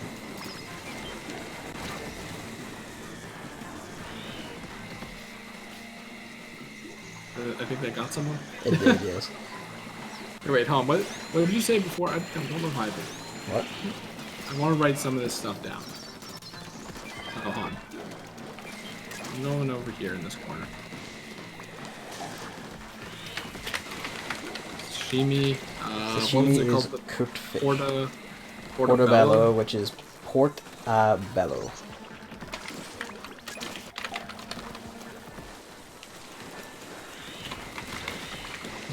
No, don't stop. I went to die in this corner. Like just go die. It's fine. Like we're not making it. There was something else you said. I think. I guess sushi. Like yeah. it always surprises everyone. I've never tried sushi in my life. I don't think that's that surprising, honestly. It's like riding a bike, or not riding a bike. Where I'm like. I've been afraid of saying that I don't know how to ride a bike for the longest time because it seemed standard for literally everyone. And then I feel like it's a bit more exotic than like, you know, me saying I've never eaten pizza. Well, yeah, that's just a bit unnerving, really. Haven't you also now tried? Well, you don't like cheese. Never mind. Yeah, no, I don't like cheese at all. Someone hasn't tried mac and cheese, and I'm like, what? I haven't. But that's obvious for you. There was like something else? I guess sushi, whatever. I wouldn't get grocery store sushi, but No, I mean, like, when I'm saying, like, a sushi restaurant, they usually have a platter of, like, every type of fish they have. As, like, a tester's thing. I don't know if they'll do the same for sashimi, but they do it for sushi, at least. That'll give you a rough idea of the flavor of each kind of fish. And they usually have a great array of stuff, like salmon, tuna, cod, like, depending where you are, they'll have base, they'll have, like, a lot of stuff that's either traditional to Japanese sushi or stuff from, like, a local fishery. Depending on where you are. I wonder if I could try that, like, with a Wook when he's off on Monday or Tuesday. Hell yeah, I mean, just, yeah. Sounds like a good dinner, kind of thing. Yeah, go get some, like, takeout sushi, you know. Treat yourself to something, like a sushi platter, or, like, some sashimi, tempura, miso soup, whatever the fuck. A lot of good stuff. Asian cuisine in general is actually really good for lean eating, because that's just kind of the nature of a lot of it there, actually.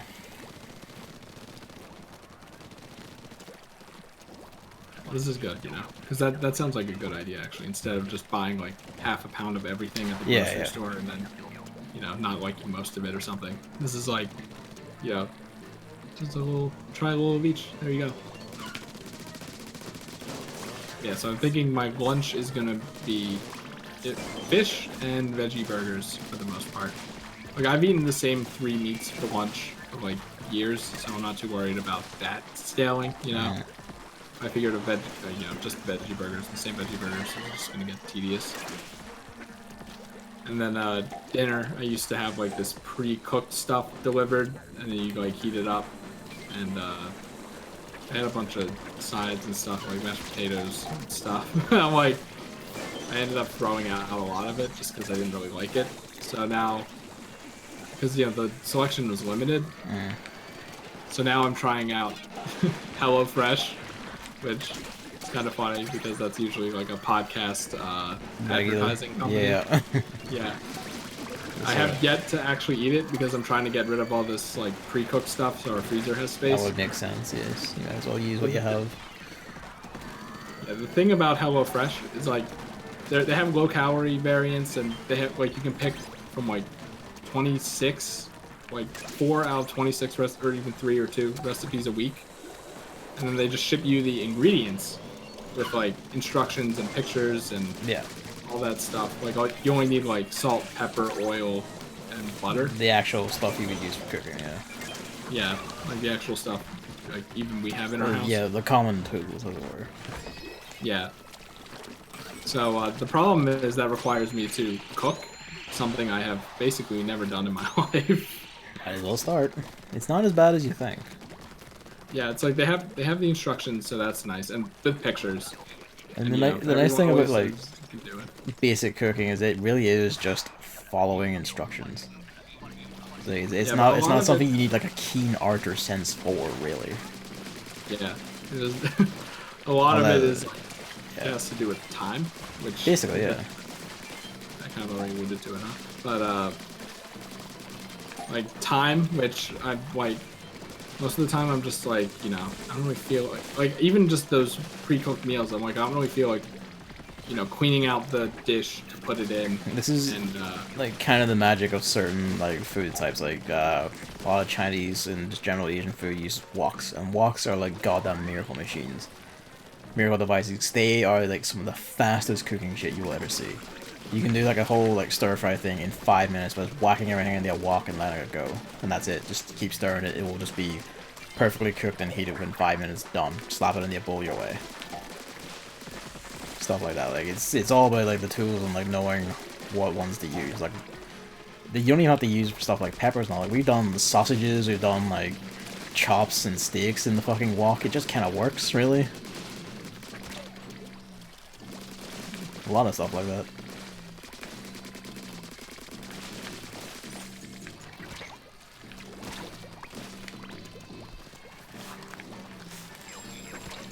Yes. You just kind of went silent. Kind of well, I'm just like, I'm trying to find, because I want to write that down. I don't think I'll do it because I'm not too big on Chinese food, which is When I say Chinese food, I mean just mean like I don't really like cook like Chinese recipes or anything. I just throw peppers, onions, and a meat into it, and then just dump some salsa, like some Mexican style tomato salsa on top of it, and then or just fucking actual tomatoes, whatever. Like a stir fry can just contain basically anything. Like have done everything from like peppers, onions, carrots, 2 kinds of mushroom, like spring onions. You can just like fucking like chicken, beef, pork, lamb, fish. You can just fucking chuck anything into that and it'll go. It's fine. I've thrown my own Christmas dinner into it. I've thrown like meatloaf, turkey, and ham into that shit all as one stir fry, just peppers and onions on top and salsa. That was fucking heavenly. It just works. Back to stir fry corner. Like stir fries are great. They just work. But the fucking ancient Chinese knew what they were doing. Man, the thing with this HelloFresh stuff is, like, I'm trying to keep on the low calorie thing. Some of it just, I'm like, there's no way I'll like that. I'll like thaw it out and then curse myself because I'm gonna end up having nothing I want to eat for dinner, and then and then you stuff like that. But yeah, exactly. But I am trying to challenge myself a bit. So, like a lot of vegetables, I like haven't eaten a lot of. Like I'm just like down and out. Yeah. But this, I'm like, there's something I'm interested in, and the thing with these is like, the pre-cooked stuff is it has a side I didn't really care for. I tried it a bit and then I just kind of threw it out. This one is like, I'm gonna try it and then like, if I don't like I'm gonna give it a genuine shot. Like, and if I don't like it, then like if I really don't like it, then I'll just never order a meal with that as the side again. Yeah. Well, I mean that's just how it goes, basically. Yeah, on my old plan, that wasn't really an option because the thing was so limited. But with HelloFresh, there's like a lot of stuff. So there's that. And then if I kind of like it, then I'll probably just keep ordering stuff with it. Because I think I mentioned before how I didn't like mashed potatoes. But then I said, you know what? Everyone loves mashed potatoes and they say it's good for you and blah, blah, blah. So I'm just going to stomach it. And then eventually now it's good, Yeah. It's not bad.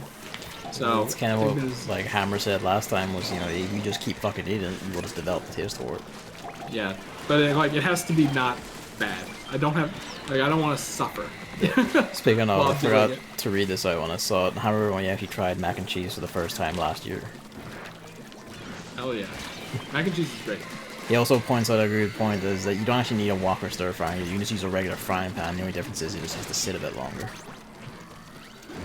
If I can buy a device that makes cooking easier, like Luke and I mentioned before, got a grill because I wanted to, make veggie burgers. Yeah. And I didn't want to fucking do that in a pan.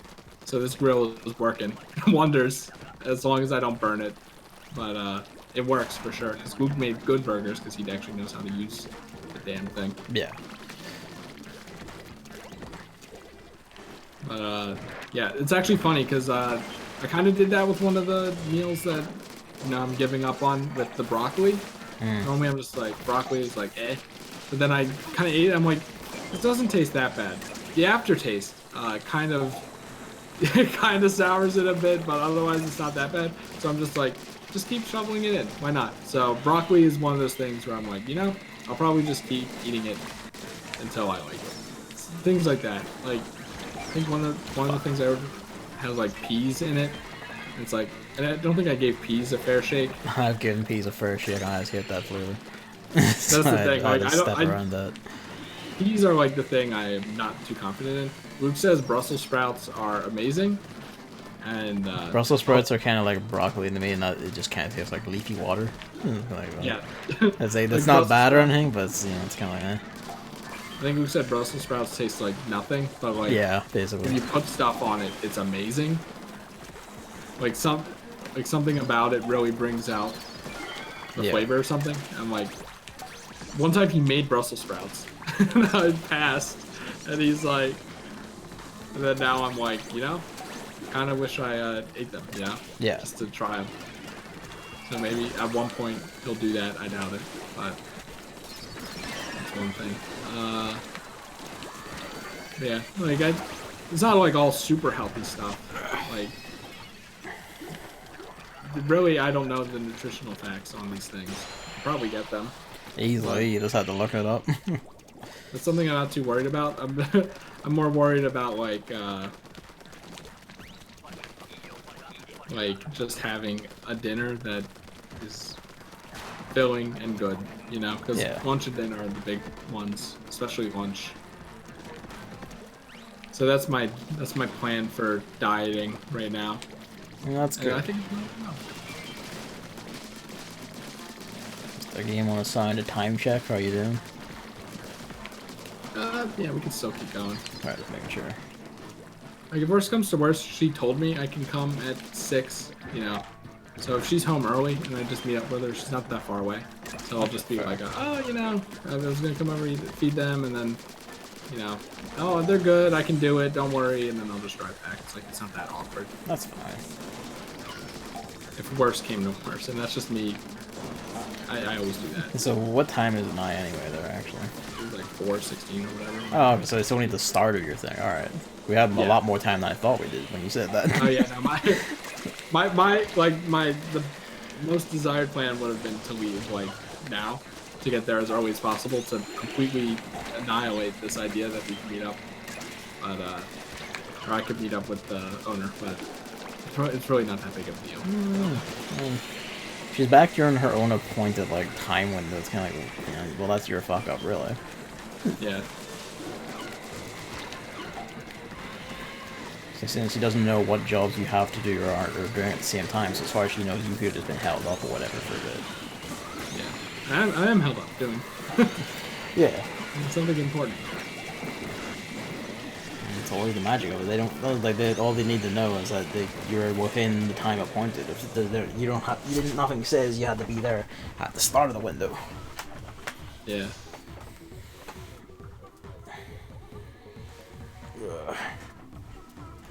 Oh yeah, and there's also snacks. Like, I have no idea what to do with the snacks, man. Like, cut most of them out. There's basically no two ways about it. If you want to drop weight, you just stop them.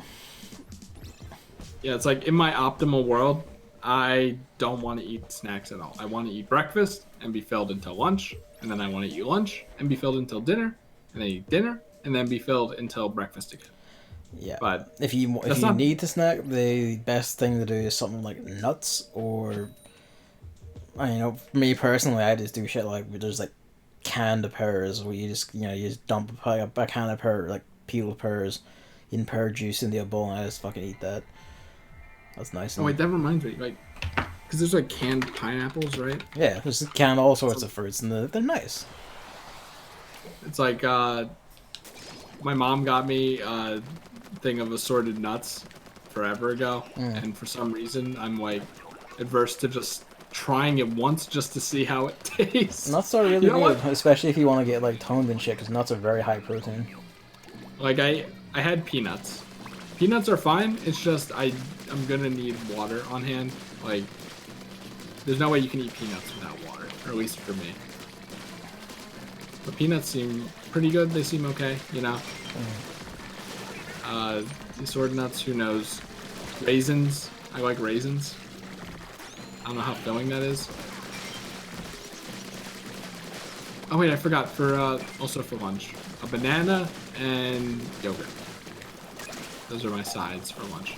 That's fine. That's a good set. Like for my lunch, like every day on work, I take like a banana, yogurt, either a sandwich or baps, and which are just like a kind of pastry here.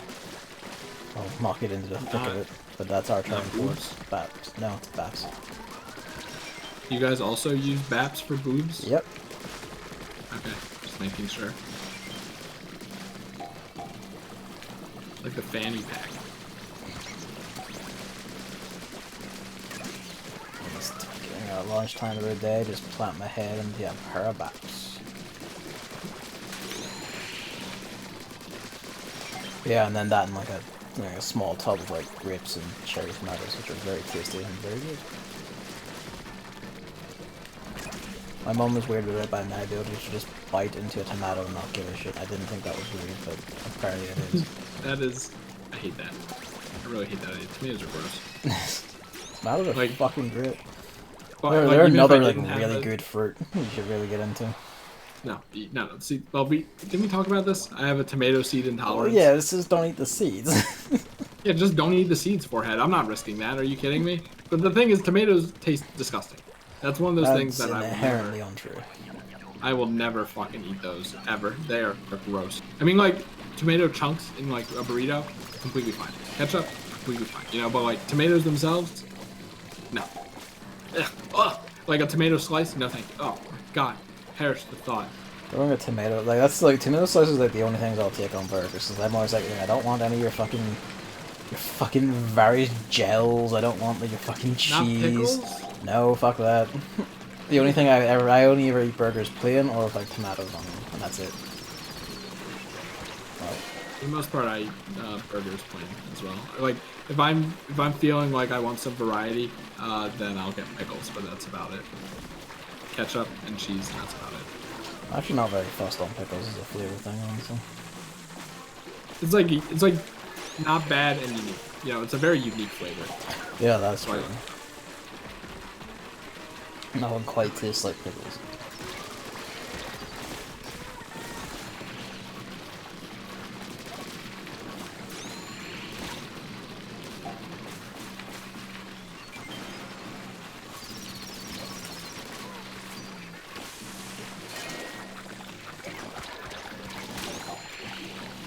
I'm sure what we were talking about before.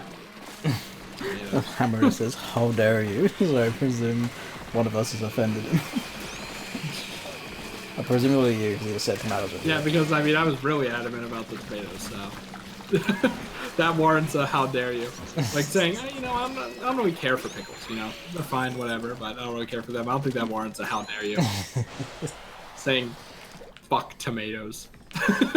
That's a bit different. Yeah.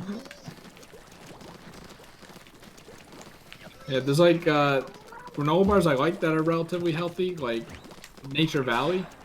They're honey and oats. Mm. They're like, you know, the super healthy shit, but like I said, I'm not really looking for super healthy. The thing is, they're just kind of dry and they crumble everywhere. I think that was like today, right? I just liked the tweet About of a dude who, you know, he takes a bite at a Nature Valley granola bar, and then the camera cuts to near the floor, and then it's just like the entire thing completely crushed and all the crumbs landing on the floor. Because it's just you do that and crumbs go everywhere. That's annoying because I like to eat stuff in my room, but it's not too bad. It's just it doesn't taste as good as the super sugary granola bars. Surprising, absolutely no one. Still, I'm like wondering if there are granola bars out there that like are actually healthy that I actually would really like. a lot of the ones Is that- here are because food standards. But Like they're kind bars, but like that's the thing. A lot of those granola bars are super expensive. like, I noticed a I'm lot not of the willing granola to put bars down here there. are based like have actually very little sugar listed, and basically it's like this is basically just a compacted pile of oats soaked in milk. And that's good. And then there's stuff like strawberries in the middle of it or whatever. That's bad. Why it's strawberries? Strawberries are okay on their own, but and stuff, not bad. Strawberry yogurt's fucking goddamn good. Actually, you know what? Strawberry yogurt's fine. I will eat strawberry yogurt. Like in college, I used to do that for variety. I wouldn't really go out my way for it now, but strawberries themselves, I've kind of turned on them. They're like too sour for me now, and they smell Sour? like, and if you leave them, they start to smell. Like the smell's just really not good for me. What kind of strawberries do you have over there? Unsugared ones. Like, strawberries are just inherently sweet. Maybe it's not actually sour, but well, no, because putting sugar on it solves the problem. So I was gonna say maybe Fuck Ethan's doing to your fruits, I swear to God. maybe I'm mistaking too sour with too sweet. Maybe. It's on the complete other end of the spectrum, but I don't think so. Maybe I am though. Either way, it's like it's too much of something. It's too radical. And apples are good, but kind of get tired of their taste after a while, and they don't really fill me up. Apples are a fine flavor, but I'm not very adamant one way or the other on them. Yeah, canned pineapples though. That might be the meta because I don't have to cut up a pineapple, and I like pineapples. Canned pears are also like very nice. They have a very nice, distinct flavor. I'm gonna write /pear. I don't think I've ever tried a pear in my life, so They're very nice. They're very easy fruit to eat, I find, and like their juice is actually very nice. My favorite part of it, the canned pears, is when I'm done. It's just like drinking the juice out of the bowl. okay, I would not do that. It's like drinking the milk after like a cereal. I don't do that. That's Well, weird. I don't drink milk. Is the thing. I don't like the taste of milk like alone. So you want to know an easy as fuck but still good dessert using strawberries? By all means. Strawberry shortcake. Strawberry on the shortcake.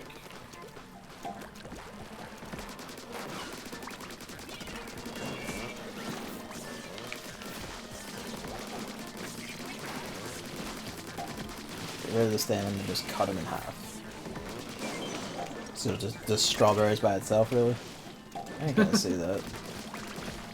Isn't the stamen the thing you get rid of all the time anyway? The leaf Yeah. thing at the top? It says he also has to put them in a bowl and spread sugar on top of them. Yeah. Well, that's the thing. You don't want to put sugar on. I mean, as if you're You treating do yourself. because they taste great. Like, They taste great, but if you're treating yourself with a dessert, you know. yeah. Yeah, I guess you can say dessert. Yeah, you do. So. He says, wait until they get soaked in their own juice, put them in the fridge. Like, yeah, that's it. Yeah, this could sound kind of nice. I might treat myself with that at some point. Yeah, the juice is way too sticky as well. If you think that's sticky, you try oranges. I have tried oranges. They're okay. They're not bad. I love the flavor of orange. It's very good. It's just like peeling it is. It's not that bad, but Now you get used to it. it's just one of those things where it's like. You just dig your Like, even thumbs with- in and you're good.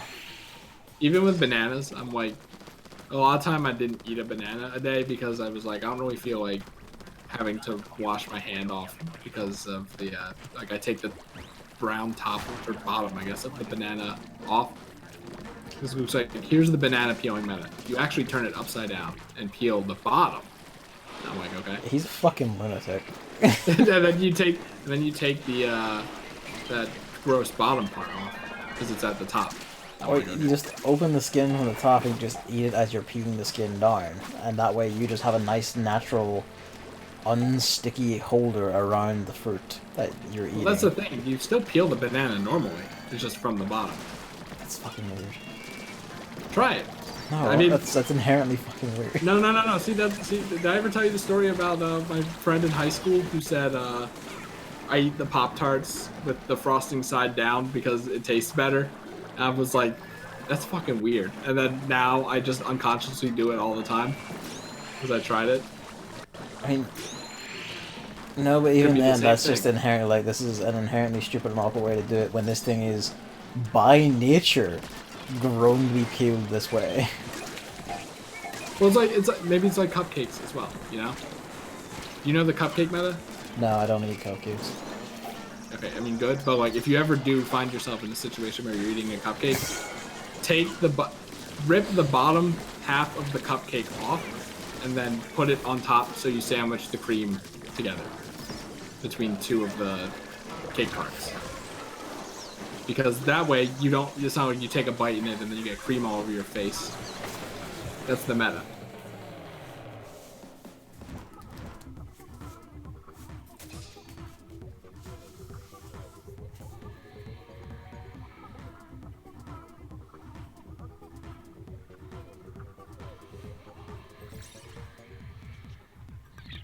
Alright. Should I move on? Yeah, I Okay, was just kind of. I think we're in full danger of just being a full tilt food and like fitness podcast by two particularly unhealthy assholes. Well, hey, that's fine, right? I mean, We that's have this the we have that's the this whole. neat yin yang going where you actually go to the gym but eat like shit, and I eat fine but don't go to the gym. Except I don't go to the gym, but not yet. I mean, more than me, and that's enough. It's like, people talking about this stuff is what got me motivated to do it in the first place.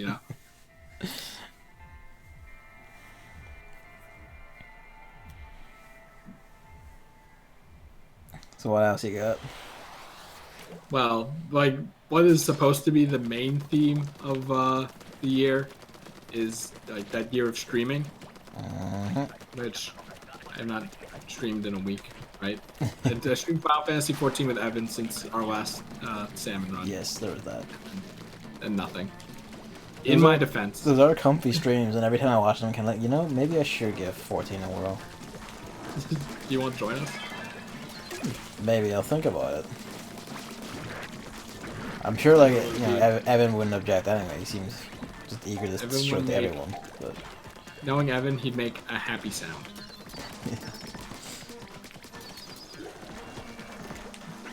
But yeah, I haven't been streaming.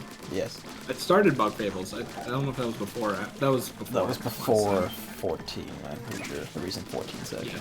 I've not played it since, but in my defense, this is like the whole point of themes, right? You make a little progress on the thing, maybe not necessarily doing it, but making a little progress on starting it or whatever.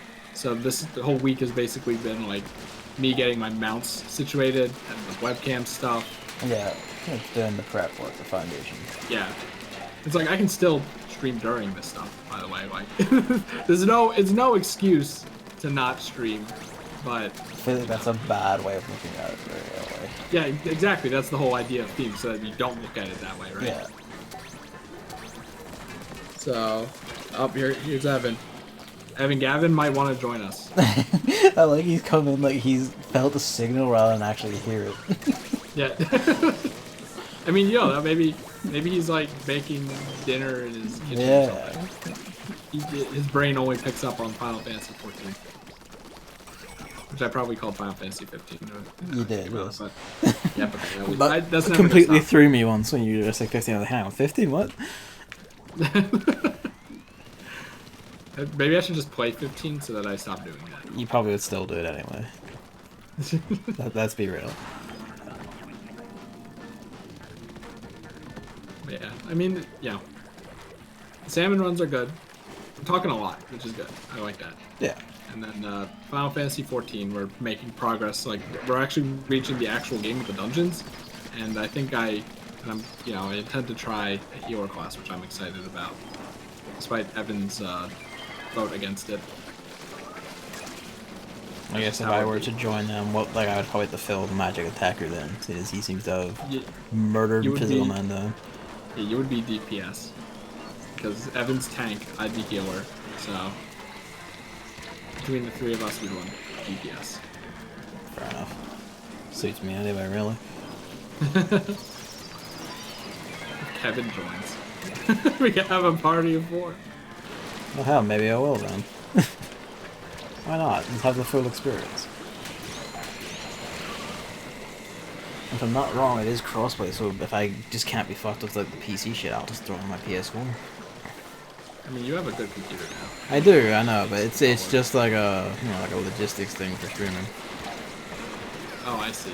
Right, because then well, I mean, your capture card's kind of having problems, isn't it? But that's the thing. It has problems with the Switch. I found that it actually generally really behaves itself with the PS4, which is weird because I did record stuff with Kingdom Hearts 3's DLC, and you think like someone's busy, and then you fight like a post-game DLC boss in Kingdom Hearts, and it's like, okay, the entire screen is colors and light and particle effects, and it's fucking all over the place. And, I looked at the capture card and it just took all of it perfectly. No encoding issues, nothing. It didn't care. So it likes the PS4, but it doesn't like the Switch.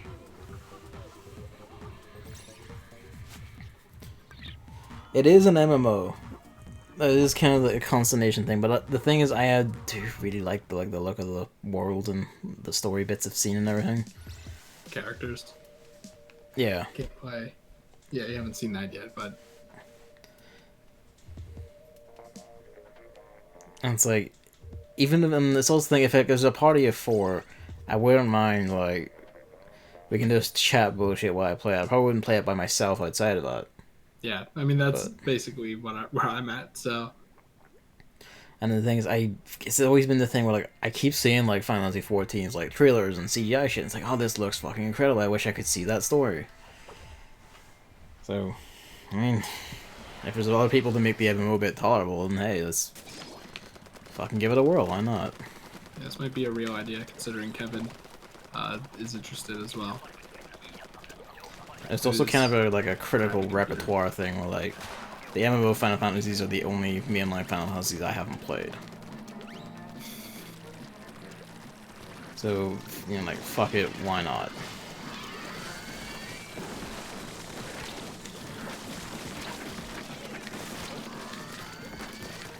And honestly, when you get down to it, like, how different is it from just doing this and talking bullshit, really? Yeah. I mean, our streams are like a lot of Evan wants this. Evan, where do I go? Evan it does need a subscription, yes, which is going to be a thing. But like, you know, we pay for games all the time. Like, I know the subscription was exactly why I didn't want to buy it for the longest time, but like all in all, it's not that bad if we play a lot, and we probably aren't gonna play it like for years, you know.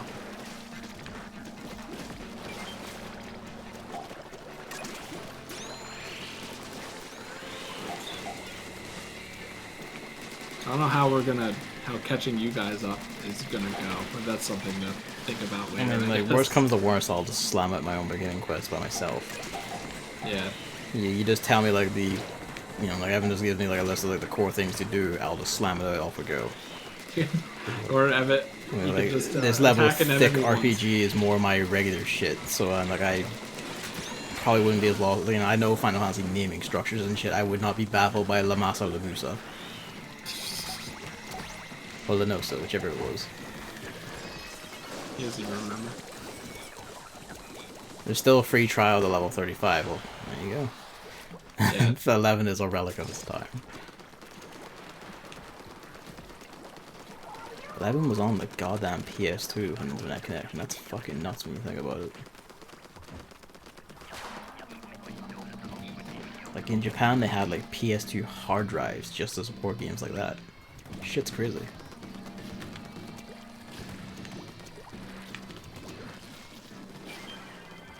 I don't think anything will be as crazy as, like, the Dreamcast putting goddamn Phantasy Star. And yeah, that's kind of thing. If it's free to level 35, then that's, like, more than enough to, like, decide how I feel about its gameplay. 100%.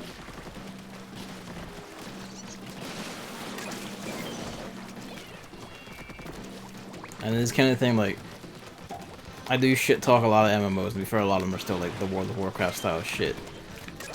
But I've never actually played Final Fantasy MMOs. I don't know, do you need to buy the base game? Or is, like, the free trial thing you just go, and then you need to buy the base game? You just go. Okay. Yeah, I spent nothing. Alright, well, that's fair. It's a real free trial. And then when you buy the game, you get a month free. Nice. So something to consider.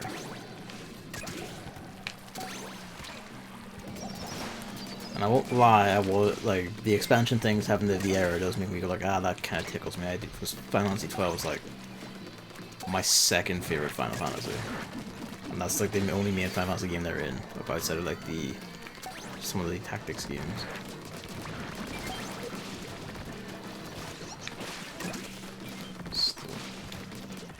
You don't need to buy the base game, however. He just looked it up himself and he's on play. The stream's fucking the hell up. I forget this. I apologize. Yeah, and then when you only buy an expansion thing once, like you buy an expansion that includes all the expansions. I mean, hell, if the price is for that's fine. If Evan says it's only like $40, that's probably fun. Honestly, it would be half tempted just to get the expansions when it comes time. Just, well, I'd have to redo a character and all that shit. So actually, I'd have to debate if I want to be a VR that bad.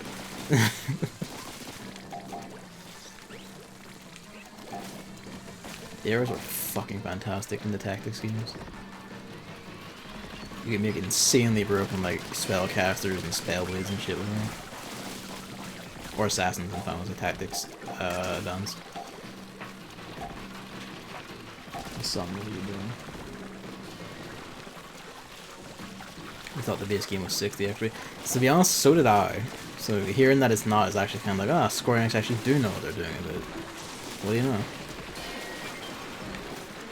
On the note of MMOs, like Phantasy Star Online 2 starting its North America exclusive beta thing on Xbox One like next week. I'm just pointing out they still haven't said anything about it like going past America, so that should just tell you all you need to know about Sega.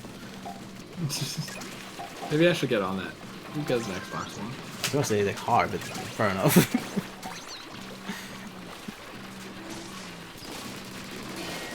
Oh yeah, this same week also Sega's released like extra like, you know, physical packs with like, you know, buyable content for it, so like, you know, because it's a free-to-play game, like the buyable shit, they released like physical copies of a bunch of that unlocked for that in Japan on Switch, PS4, and PC just to rub it in.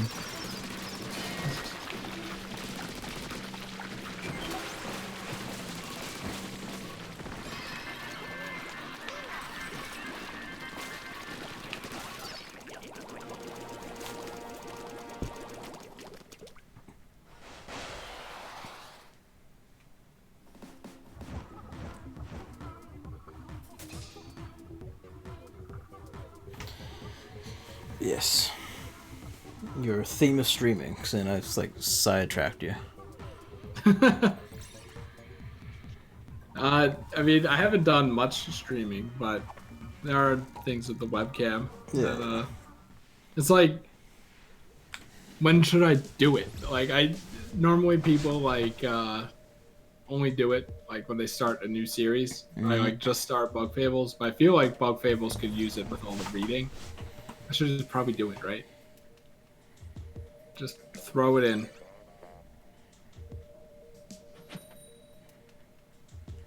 You're talking to a guy who just basically doesn't give a shit very much about anything when it comes to this stuff. I just kind of, does it look good enough? Do I sound good enough? Even if the capture card fucks up every like now and then frequently, it's kind of like, well, you just kind of have to live with that, I guess. Yeah, I'm just like, I'm not as self-conscious about how I look as most people, but it's funny. I set up the webcam and I like, you know, was trying to position it, and I had to buy things to be able to clip it to the bottom of my monitors at the top, but that the way things fit as well. We need to get like a fucking like scheme going for money just so we can like fulfill our base desires or something. We need to stream Final Fantasy 14, how even the site's biggest 14 streamers. I need to stream Girls Frontline so I become a community figurehead. I joke, but I do intend to, like, yeah, I joke, but I do intend to like stream more of that because I want to do one of the campaigns to get some equipment, and then I really want to stream the next major event. I do find that game quite comfy.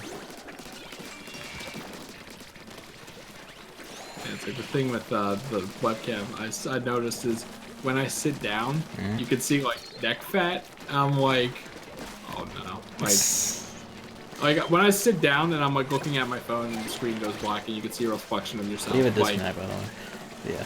Oh, then it's like that makes sense because like, you know, as we know, you're looking fat, down. Yeah. Yeah, I'm looking down, so that makes it. Even like fit guys now, if you look down, like your neck is just gonna squish. That's just how that goes. Yeah. It's like whenever I look in a mirror, I'm standing. I never really thought about that. So when I'm just sitting down normally, you can see it. And I'm like, man, that really doesn't look good. But, you know, maybe that's good, actually. I was thinking. I think I tweeted about it. You did, yes.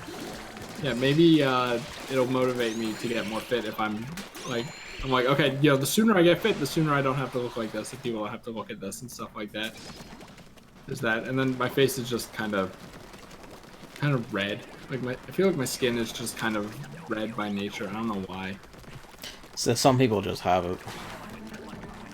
But yeah, I guess it's not that big of a deal. Like hopefully. No, it wouldn't be. Like some people are just like that. Then you get ones like me who just never change their slightly pallid shade no matter what. Ginge. He's a ginge! It does sound like almost like some weird uncomfortable slur for like Italians or something.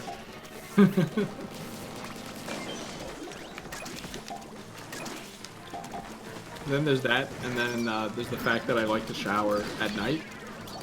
So, but I also get bedhead. So, but I've wanted to shower in the morning so that I don't have bedhead.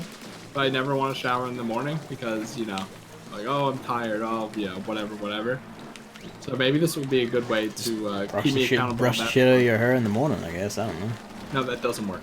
It doesn't. And I don't want to use that, like, it's intense stuff that, like, helps keep it down because then it just feels uncomfortable. So, like, the solution is just washing my hair. But then you can't, like, my hair just hates being washed too soon.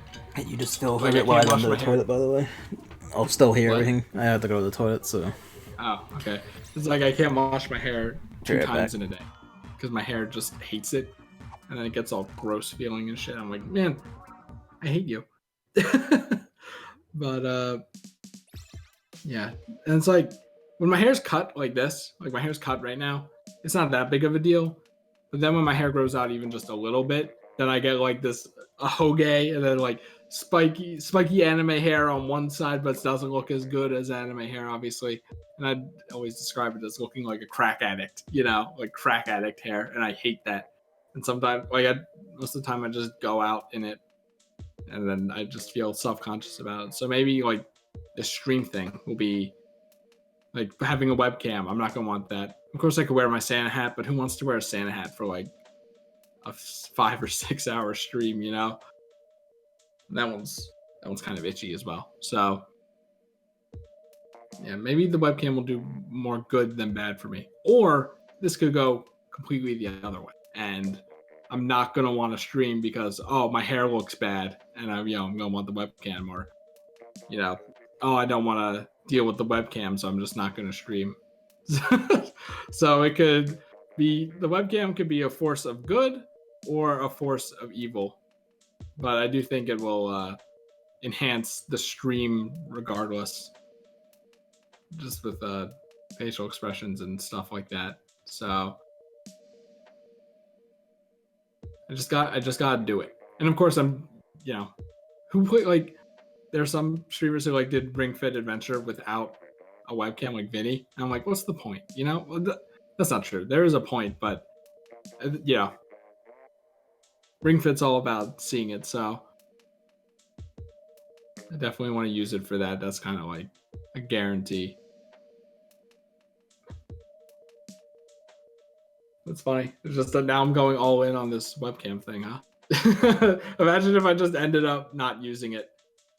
Like if I said, actually I changed my mind. Just like, fuck you. I didn't actually buy a webcam. This is like my old webcam from like 5 years ago, I think. It still works. I don't know how well it holds up per se. It might have problems and I might have to buy a new one. I'm mentally prepared for that outcome, but we're never going to know until we try.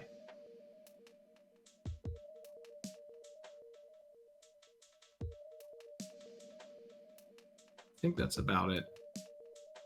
The wave came.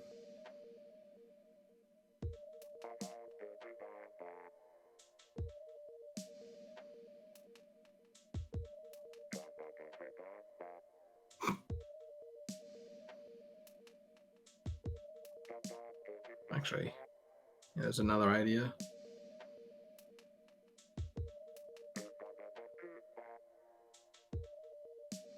There's something I wanted to write down, though. Where am I typing? I don't know where I'm typing. Somewhere I typed the word final. I'm just writing some like things that I want to look into once we're done. Final Fantasy 14 obviously is one of them.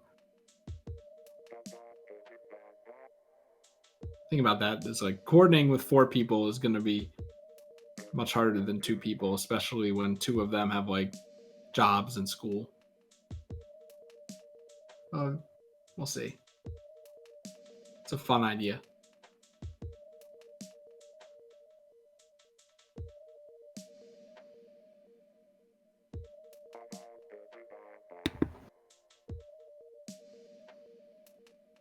Sorry about that. I wanted to lean back in my chair, and man, it gets loud.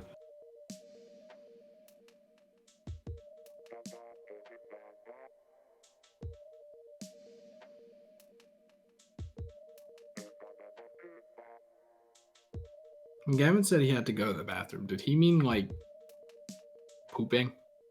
Because he never says when he actually has to poop. And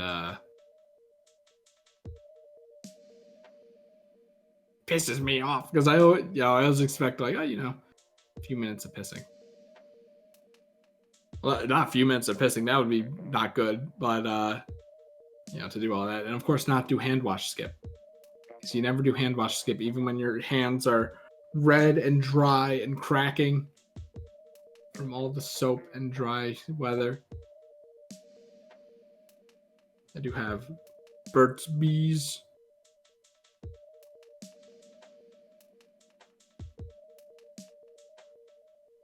That's a problem, especially for someone who washes their hands as much as I do.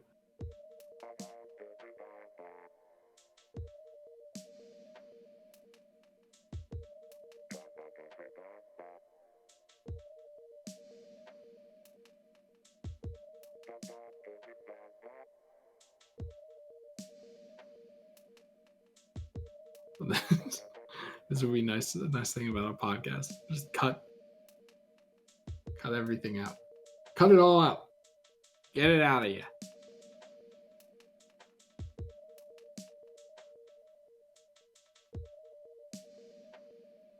But yeah, like contrary to popular belief, I would like to play. I mean, I don't know for sure, but I would like to try Final Fantasy 14 on more than one day, even though that's basically, or one day a week, even though that's basically what the track record we're on right now. But that's something like I'll have to figure out.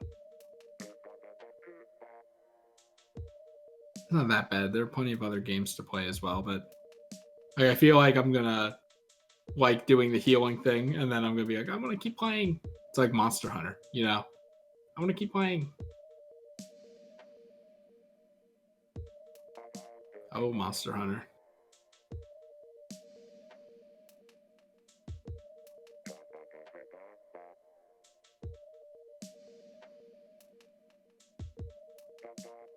Yeah, you definitely went to do that.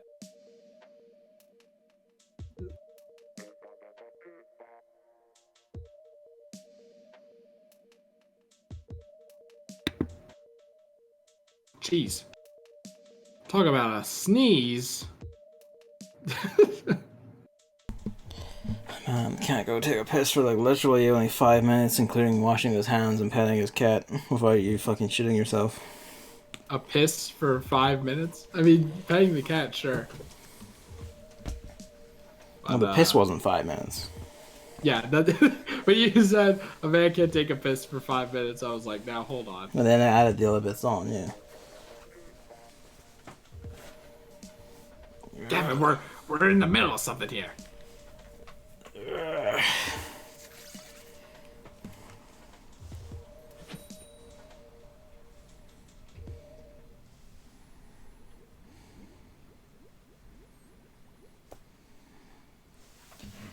I mean, I feel like if we had to pick a consistent day for 14, I would say like Fridays or Saturdays for me, really.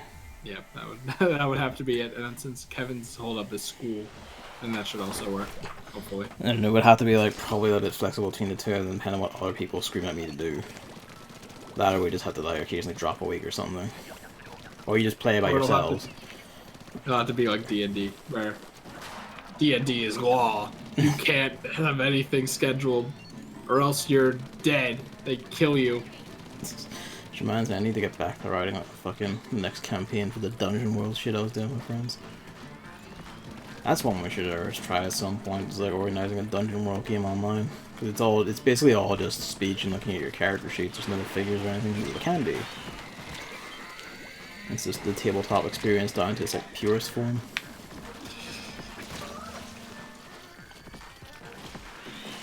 Oh, that was the best. Anyway, where were you before I like left you to hang? Talking about the webcam, but Yeah. Okay. I think like the only other thing I want to say about that is maybe to get more comfortable with the idea of me existing in the web space, I should just like post a selfie or something every day on like Twitter. I'm an e-boy. I don't know. I just had you said like post like a selfie like every day or whatever. I just imagine you starting with you like, barely on one edge of the screen and just slowly appearing each day a bit more until you're in the middle, and then just go all the way to the other side and slowly slide out over the days. Just do that each month. Wow, that'll be an art installation. It's just the thing is like, I mean, like you said, you know, there's the whole like, you know, you can be like an e-boy kind of thing, or like, I just hate the idea. I just cried the lies about the idea of you doing a selfie. No, like, but it's a genuine concern that I have, you know, where it's like I just kind of don't like the idea of selfies because it just seems like that kind of person kind of thing. You know what I mean? Mm. I mean, I wouldn't be like, you know, holding it out and doing a V, you know, placing most of your face over the thing you were ostensibly photographing. I don't know, maybe just like a selfie with a dog every day or something. That might be an idea. Be outside the house of each person you visit. Like, don't do that one, but just, the idea makes me laugh. The vague threat of it all. Maybe it's a stupid idea, but nah, like if what it takes to build your confidence, do it. Like, don't take me just like cracking jokes for my own humor. Not even really at your expense, just to crack wise about stupid shit. So he's so mean, so selfish and mean. Selfish, says the selfie taker. So mean.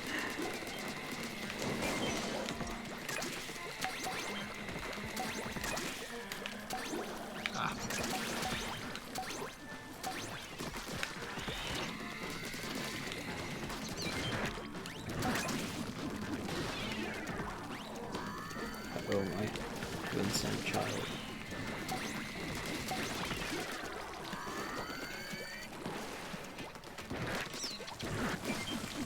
I'm just trying to think. Do I want to continue? Continue? Like, Dude, I could talk about this shit forever. Cause, I mean, what else do you have to say on it? well, it's like another thing, like another kind of theme potentially. Is like about spending. I don't know if that's interesting. It can be. It can fit in now, but that might as well, right? Fuck it, go for it. All I've got to talk about is various tidbits of game news. Yeah, there's still plenty of time for that. Yeah, we're good. But like another thing is like, I'm not in a good financial space now because I've been buying a lot of stuff for like the webcam and the monitor and the mounts and all that stuff. Cables, That's like, yeah, a thing. But like, just in general, money seems like it's no object to me, you know? I've noticed that, yes. Where I'm just like, well, this, It's like, a is this bit something crazy, I won't lie. Is this something I need to like? Is this something that will make me more comfortable? Either like, you know, a longer DVI cable so that you know my monitor can be an inch like more in this direction, which is actually, I mean, see that's the thing. I kind of like convince myself these things, but like, it is probably better for my neck if I did something like that. But yeah.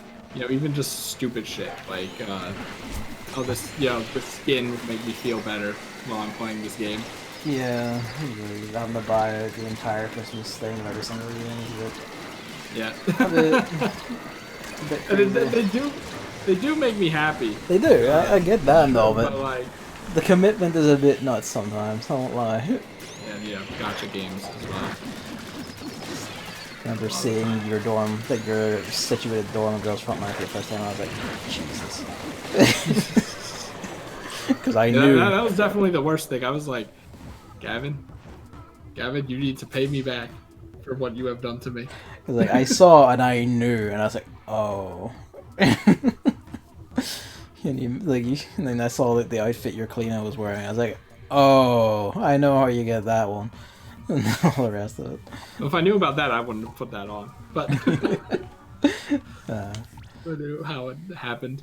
But yeah. So I'm like, hello, Mamley. So I'm like trying to create a theme, I think. Something that will just a reminder. Like maybe don't spend money on this or that. This thing that you really don't need. Like one thing is like you really gotta look forward as well. It's like, will this be a solution that will this be a thing that lasts for a while, or what is it like a risk? Like let's say, Ring Fit or something. Let's say I bought Ring Fit and then the whole thing is like exercising, and like would I really do it? Or would I just kind of be like, I don't really feel like it, and then it would just go to the wayside. Like that kind of thing happens a lot as well. Or like something gets replaced pretty quickly because I didn't think it all the way through. I think a lot of the problem is like I have an idea to buy something, and then either because like, well, not even just because the thing's on a time limit, but like just because it's on my mind, I'm like, should I buy this? Should I buy this? Should I buy this? Just to have that peace of mind, I just buy it. So I'm like, okay, you know what? It's something that I could have use for, and now it's not stressing me out, so it's fine, And then I do that one too many times and then realize, wait a second. Yeah. I am now not even close, because it's just like I want to have a big chunk of change saved up, and for a time I did, and then I spent it all on like the monitors and stuff, and then now I'm back down to an amount that like I aspired to get to years ago, Yeah. Like it's like, oh, I want $1,000, and it's like, oh, I reached $1,000, now I want $2,000 saved up, and then $3,000, something like that. Yeah. I think this is actually just a computer problem, this encoding chips. Discord suddenly spiked there whenever you have the encode thing wrong. It's either an internet thing or a fucking computer thing, but continue. Worth testing. So, Yeah. I think, like, by doing these, like, theme things once a week, it could, like, keep me accountable. Yeah. For spending. If I'm just like, okay, here's what... Regular podcast session. Gavin the Arbiter judges Chris's for his decisions each week. Yeah. Just like, the here's what I bought this week kind of thing. I don't know if that's a little excessive, but... Maybe not what I bought, but like... I mean, that's just like, that sort of tracking is like, fairly important for managing your money in general. Like, keeping track of what you bought, like your general expenses and shit, is very important for that. So it's a good habit to get into. Yeah, because it's like, outside of groceries and gas, it's all rent. Like, it's all up to me, Yeah, man, yeah, no, it's just fucked this week. There's nothing really, today at least, I don't know what to do about it. Oh, Evan, thank you for the 25 cents. I'm very poor. Here's a quarter. Thank you for the money. I'm so poor. No, I'm fine. I'm completely fine. I'm just below a place where I want to be, It's basically just that. Because, like, what was it? Like a year ago, my friend who, did the whole computer science thing told me that, like, just casually, that in his savings was, like, $20,000. And I was like, wow. That's, like, probably, I've never... A bit of a mutant. I'm like, I'm probably never gonna reach that in my life, but you know, obviously I'm not setting that as my goal. That's like maybe a long-term goal, so I can finally say, yeah, wow, I actually did reach that in my lifetime. But Yeah. that was one of the big like moments where I'm like, you know what, I really want to start saving money, and then of course I never really have. I mean, you have to be, like, part of like being able to save money is also just like not having anything you definitely need to buy. Yeah, I mean, like I said, groceries and gas is all you need to buy, but that's kind of like rhetoric when you think about it. No amount of like changing my fucking settings, like lowering the bitrate and changing bitrate profile or anything has made this not fuck up. So it has to be the computer in general, or just OBS is just fucked today for whatever reason. You install it. Probably. Everyone's dead. Okay.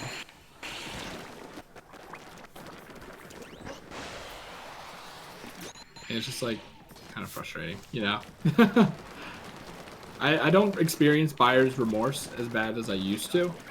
At least, like, everything I buy, there is a reason for it. Sometimes I'm like, fuck, I shouldn't have bought that, but I don't like, it doesn't addle me for days. Yeah, yeah. So at least there's that. I'm like, maybe it should, but no, like, the anxiety isn't worth it, you know? Yeah. I think, like, at least this week, a lot of the stuff I spent money on was like, it's like a one and done thing, and also just something that helps. Yeah. Like streaming, like the mounts. It's not even monitor. just for like streaming. Like having an extra monitor is just very good for general work and productivity. Yeah, well, the third monitor I have like no really. use for outside of that. A second monitor, like everyone get a second monitor. It's so good. Take it from me and work where I have a twin dual monitor setup. What, 4? 4 monitors for like both different systems. Like both have a core laptop and then an extra monitor. One for like our internal systems and shit, and one for our client work. Including. Shit's a bit nuts. You have these rad like keyboard and mouse switch things where you just smack a button on it, it will just swap your keyboard and mouse input to the other laptop. It's like, oh, that's mad. I don't think that's that metal. I have that for like my HDMI things for the consoles. Yeah, but for like a keyboard and mouse, that's kind of rad. Is that more of like something like, you know, other than this, no one is ever gonna need this ever, so might as well enjoy it while I have it. Kind of. Yeah, it's like I bought the mounts, the cables for the mounts, and I'm like still buying cables for the mounts because apparently I broke a not DVI, a DisplayPort cable last night. So, fucking goddamn it! Like I was trying to extend my middle monitor to see if it can turn to the area where I want to do like the Ring Fit stuff. So like maybe I can use that for chat instead. And then I guess I pulled it. And then maybe some part of it bent, even though it doesn't look bent. It doesn't work. I was ready to go to bed, and then I stayed up for an extra 45 minutes. I'm like, great, just buy it. Just buy it. Just $10. Just it's gonna need to get done, especially for something like that. That's actually pretty useful. So having the length will help me out there. I don't think that's that bad. Yeah, I don't know. I know the settings we can sort this shit. Just fuck it. It's just cursed today. I hate this shit. I need to like sell down and try and. I think it is partly also just the capture card. It's just this weedy external one that's made for like portability, and I think that's pretty much the kind of fucking it's not strong enough to be. I mean, partly because it was pretty much the only one I could reasonably afford at the time I got it, and I did need a new one because the Elgato died. So. Get an internal one. Yeah, I mean, part of the issue there is I would then also need to replace all my HDMI cables with significantly longer ones. Yep. that's the situation I'm in, more or less. I'm just downstairs squeaking to himself because everything just started annoying me right now. There's no one downstairs even. When Mum went out, he's just squeaking at the empty living room door because the door's closed. He's like, well, that cannot be. Cats.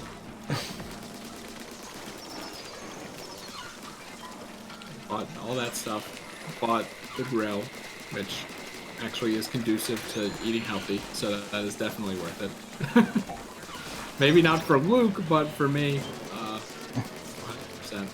Grilling is better than frying.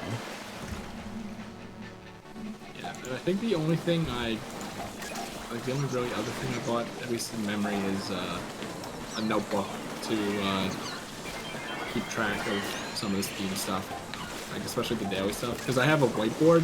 Yep. But I think having a notebook that I can just document, like have records day by day, will help me. Yeah. Kind of, because you do it on a whiteboard and then you kind of erase it and then you kind of forget about it. So it's not that big of a deal.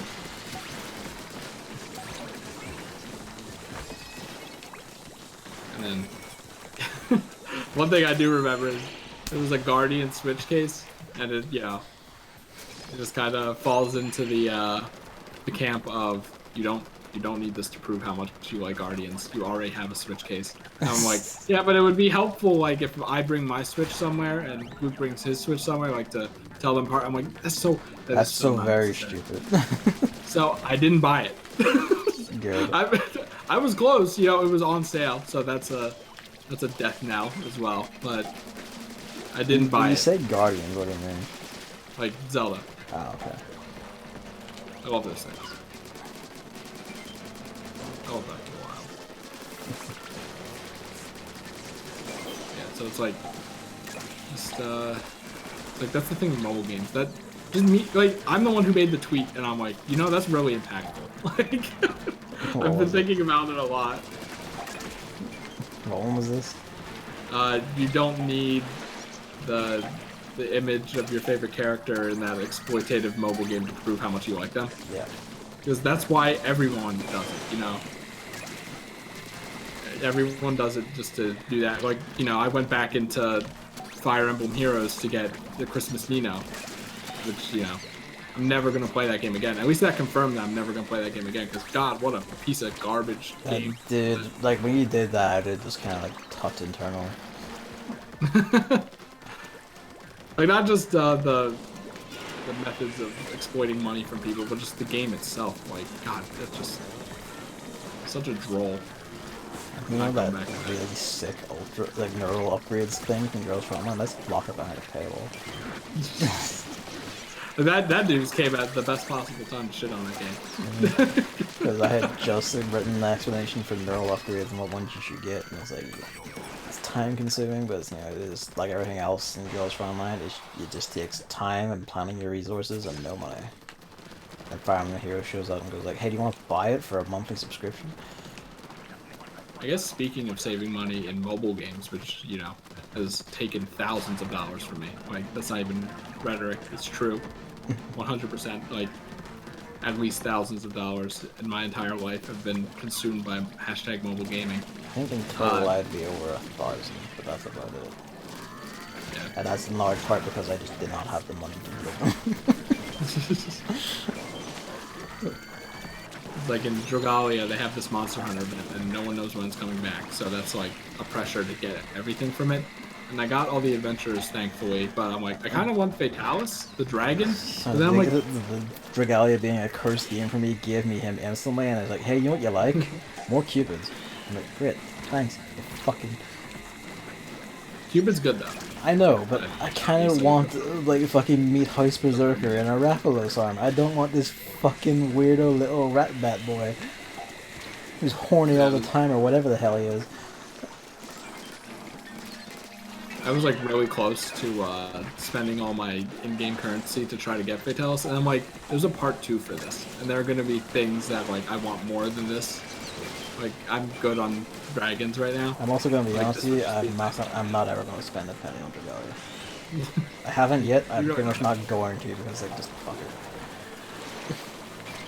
So I didn't do it. I'm being mindful that there's a part 2 and I'm going to need to save up because I kind of spent all mine on this part 1. So that's also a good thing. Good thing being mindful of spending. Like, it would be nice to just not spend any money besides essentials, but that's just not going to happen. So. I mean, that's, like, just inherently that's not going to happen, no matter what. Themes, that's what they're for. making little tiny improvements and then celebrating them.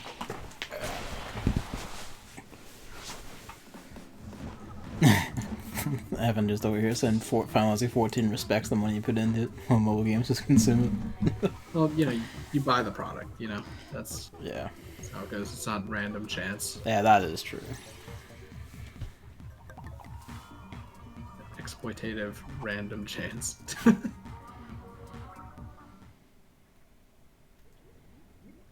I say something else about money, but I forget what. Oh yeah, video games. That's a huge one for me. Right? It's like, you know, it's everyone's problem, right? You have this giant everyone here. You have this giant backlog of games, so you tell yourself, I don't need to buy any new games. But then new game is popular. You want to be a part of new game. Okay, now that bit's like, just you. Don't want to get spoiled.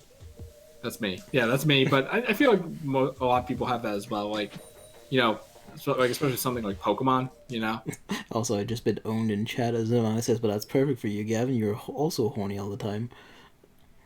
Like, how dare? First of all.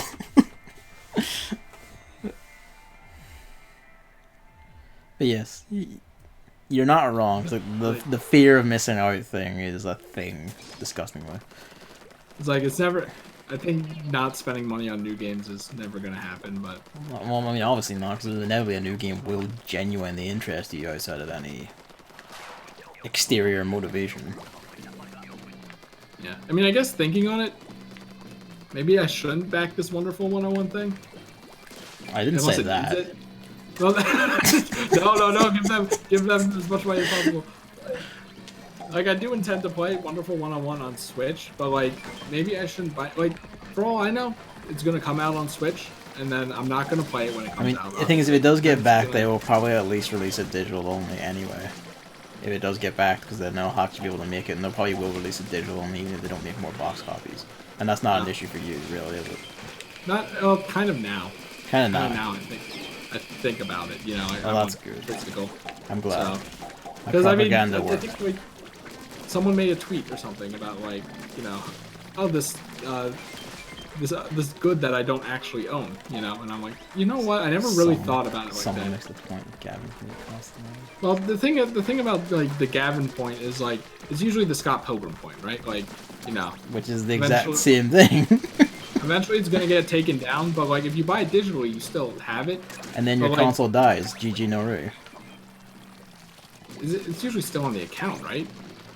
Yeah, but is it still available to download? Not all the time. I'm pretty sure that even legitimate kinds of bought Scott Pilgrim can't download it anymore. Hey, that happened like, also with Capcom in the PS3 PSP Vita generation. I forget which one. Actually licensed the rights to a Thursday Night Fighting game on PSP or Vita, and that was really cool. And then they only had the rights for a year. When they took it down, you couldn't re-download it.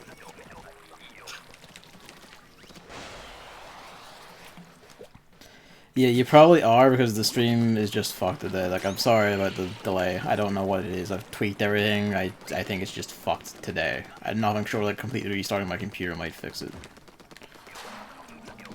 I think Chris is streaming. I mean, he's not wrong. I do have both chats open if you want. Like, jump over there. It doesn't matter much as long as I'm still seeing you.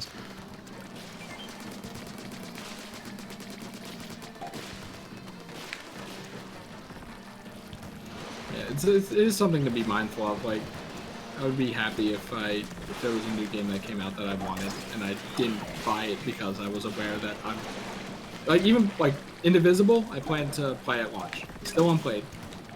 Like many months later. Bug Fables, I plan to play at launch. Just now getting to. The thing is, like, what I was gonna say about Wonderful 101 is like, you know, I'm not gonna play it at launch, and then it's like gonna go on sale. And then I'm still not going to be able to play it around then anyway, and then it's going to go on sale for even less again. You know? Yeah. It's like... at that point, I don't gain anything from owning it early, right? Unless there's like some Kickstarter reward, but you know. Yeah. For Wonderful 101 specifically, but just for games in general, you know? Yeah. So it really got away, like... Didn't I say something about that before? Like, am I actually going to use this right now? Like, you said earlier here, yeah, basically you said at that point. that like also applies to games, especially. Yeah. I mean, maybe that'll get better if I actually start having like streaming discipline, but then I'll actually be progressing through games instead of just stagnating. I do feel like you should probably really build on actually just playing games by yourself. You know? I mean, but that's the thing. I wouldn't be playing these games by myself. Like, it's not the streaming. Streaming it isn't the problem. Like, I'm not being held up because, oh, I don't want to stream. I'm too tired to stream. It's just like I'd rather use this time, you know, doing this or Whilst watching this. fair, there are legitimate times you've been like, well, my equipment is exactly right. I will not stream today. Look, that's just been this week. Yeah, but, you know, as you get more shit, and you will get more shit and put more shit in, and you see either your friends do it or it becomes more generally available or easier to do. That will probably become a recurring issue, especially if you buy something that's like a very flaky piece of hardware and just needs a lot of tending to. Like, the two like Australian YouTubers I keep going on about, good as their stuff is, for a good while now, it's been fucking cursed by the audio mixer the main guy bought to, like, do this shit with. That's the thing. I don't plan to do an audio mixer. I plan to keep the microphone simple because every single time a streamer talks about that or a podcaster, there are always problems, and I'm like, I really like just this DisplayPort cable breaking like basically made me rage. I would not survive. I would not survive if I got the like plugins and shit for audio. You know, I don't care that I sound good enough. Yeah. It's not like I sound like shit. I'm surprised this is an instance where you are actually going with the good enough principle. Yeah, they'll see that's kind of like that's the principle that should be encouraged. So yes, maybe that should be the theme of the year. The theme good enough. I mean, it really should be. Like, I practice that like a lot, and it does me just fine. I mean, that should be the. You know what? I'm gonna change because I originally had it. So I'm like still trying to find something that resonates for not spending money. And the word I came up with was hoarding. Yeah. Because it's a funny word. Maybe I'll just say year of good. You know. And I don't really know what to call the year of streaming thing. I I'm just like looking at synonym like something about growing more knowledgeable about like games or something. No, that's too weird. Like experiencing games, the year of experience, or like anime even. And I'm like, I don't know, maybe like I'm just like exposure, maybe like exposing myself to new things, even though that's not really the problem. Like something like that would be for comfort zone kind of thing, right? I'm like, I don't even know what to call it. I think I might have noticed the issue, and I might need to stop my streaming shit again. No, fuck, I'll just leave it. I'll stop fussing about it. But yes, I know what you mean. I am listening, though. Like, I know what you mean, yeah. Oh, yeah, normally this is about Chris's whole theming thing. I don't know if you were here for the last one. Where it's like he's just... Instead of a New Year's resolution, it's like adopting a theme to, like, to theme his approach to doing things over the years to have a more positive and, I guess, holistic approach to doing things. Be the best way to put it.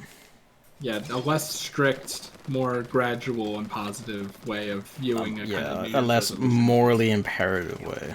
Yeah, like, because New Year's resolutions are a great idea in concept. Yeah, but in execution they fucking suck. So this is better. And the whole point of like having a name is like you're probably more willing to do it or more willing to remember it if you give it a name that you like instead of just like year of exercise.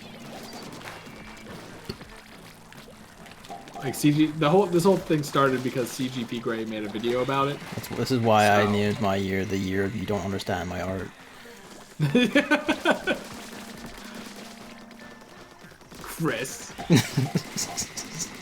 So how's the year of you don't understand my art, Chris, going? Perfectly. So far you understand nothing.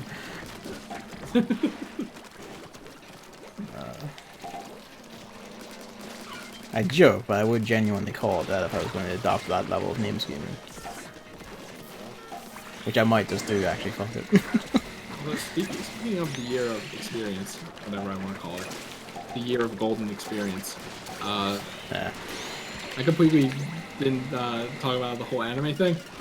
The reason why we haven't been watching so much anime is just because it slipped my mind. So, as per usual, I'm going to request that you take some goddamn initiative.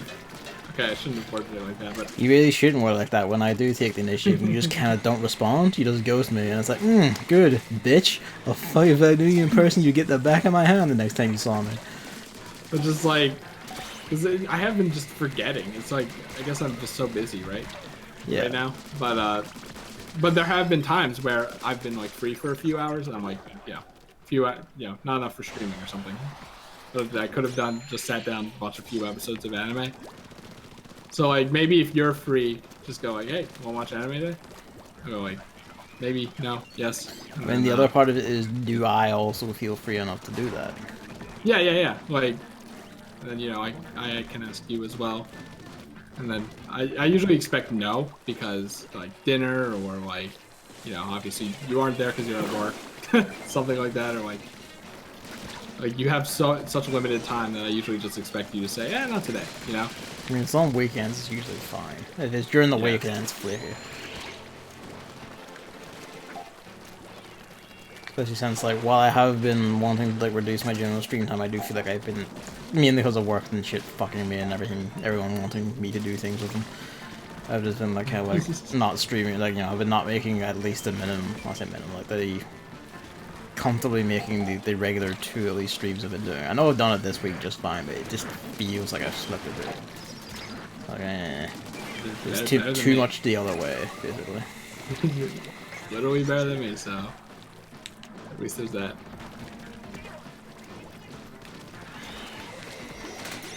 Oh, they were right there? Oh my god. The Hydra. God bless you, sir.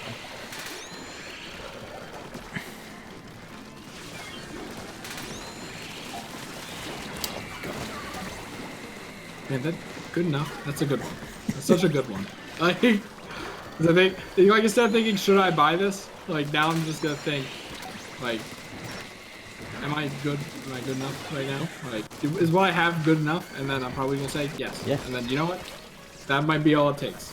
I might convince myself out of it, but if it stops me from making one purchase, then it has already done shot. That's good. I'm kind of glad, because that's my, like, overriding philosophy to, like, things in life is, good enough. That's what I need.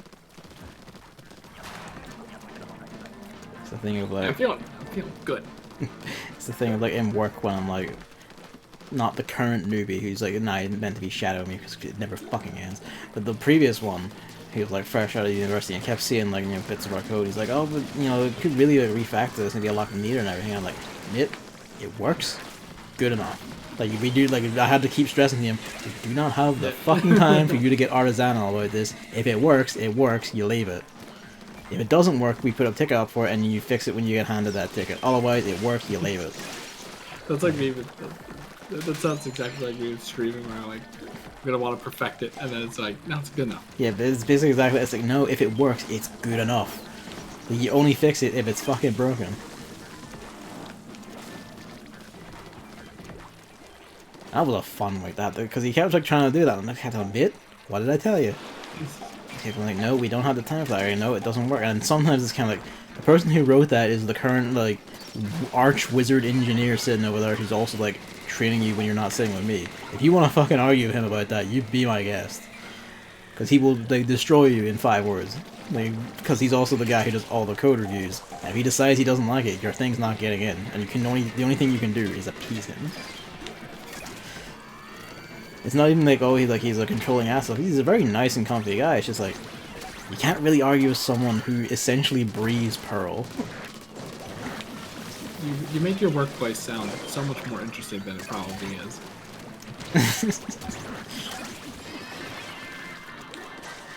I don't know, I think it's an interesting enough place. Alright, so...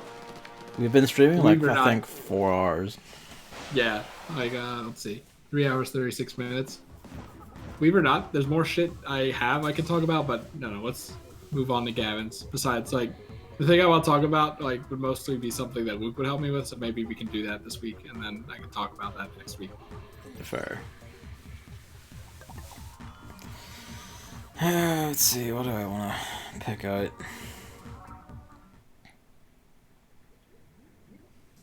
You write your program and show it to the wise man of coding. Yeah, that's kind of what you do, really.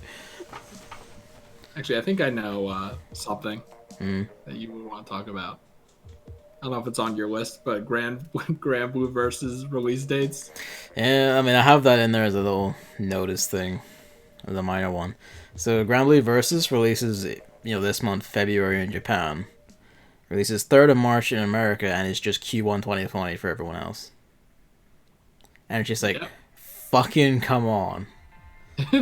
Like, Gavin hates when I say current year, Mimero current year, but like not having simultaneous worldwide releases in like 2020, that's like for a big company. Yeah. Even small companies do it. The thing is, this is marvelous. This is marvelous. Like, they're not like fucking tiny. Like, they are at their smallest mid-tier, comfortably mid-tier. Like, just below one of the big players. Like, I didn't even know it was coming out in Japan first. I was like, wow, really? Yeah, no, it's coming out in Japan like this month. Comes out in America start of next month, and then is anyone in Europe or Australia or anywhere else gonna get it anytime soon? It's like, other than the obvious, like, what the fuck are you doing? Like, this is stupid. Like, there's a reason why we phased this out. Yep. Like, it's also a fighting game, which is especially dependent. Player base. Because it's not even just a player base. If I were to pick up Granblue, and I do want to pick it up in January and try learning and playing it, because I do want to, actually learn and play fighting games. So I really do enjoy watching people play them. I'm like, you know what, I want to fucking learn that. If I go in the Granblue Versus, if I fight a Japanese player, he automatically has a month of fighting people on me. Yeah. Like, he already knows fucking everything already. It's like a month in. And while I can, like, imbibe information from, American players who speak English and whatever they've learned, and, like, they're presumably a whole month ahead of me. Like, that what good does that do me? Like, all the American players are like an hour, like a fucking month's worth of fighting ahead of me, and the Japanese players are 2 months ahead, probably, or like a close to 2 months ahead. Like, what are you doing? You can't do that. Fucking P-Cube, or like a tiny little UK like niche game publisher, they're getting like fucking Under Night In-Birth out America, Europe, and like pretty much just the Japanese version released like months ago, but they're getting America and like all Europe and Australia together. It's like at the end of February, like all together. That's good enough. Like, okay, Japanese players are gonna have the advantage on us, but this is also just the updated re-release of an existing fighting game, so whatever. Yeah, it's whatever at that point. This is brand new. This is not even a part of a series. Yeah, no, this is wholly new and has only like, it has all its own bullshit. And I cut you off at one point there just to make that little rant. Just point that out, but yeah. What were you gonna say? Like, the other thing about fighting games, at least for me, is like, you really gotta strike while the iron's hot with those things. Because interest can die on fighting games, like, pretty quickly. Yeah. So, like, Granblue, like, it kind of happened with me with Mario and Luigi Dream Team, actually. Which is always a funny story, because you're like, oh, we finally got something and you're complaining about it. But like, everyone started playing it, and I'm like, my excitement just kind of died for it, and it's like, you kind of like, some people just, they have to play the game now while it's popular, or else they're just not going to buy it at all because their interest waned. Like, time is the greatest determiner of interest, right? So, like, they're like really screwing themselves in that regard as well, I think. Yeah. Like, everyone's gonna watch it because they can't own it. I mean, that's especially true for like, because like a lot of your advertising for a fighting game, especially for Arxis stuff, because they're like primarily competitive fighting game developers, or like streamers and shit. And if they can't get it in a timely fashion and feel like, oh well, I can't work this in my repertoire now, there goes your very natural fucking advertising. That's just gone. You can't really build a fan base of none of like your. Like, if among the FGC anyway, you can't make like a serious like fan base that'll keep coming back for competitive shit.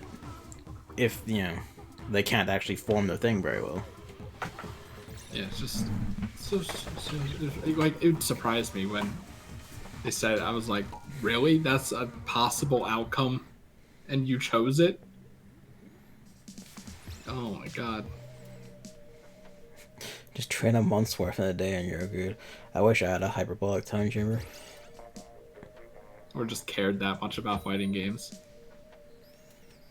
In some ways I kind of do, and I do want to do a thing like, you know, a regular, semi-regular stream thing, which is like, it's just me in, you know, like online or a training mode or something in a fighting game, just learning it.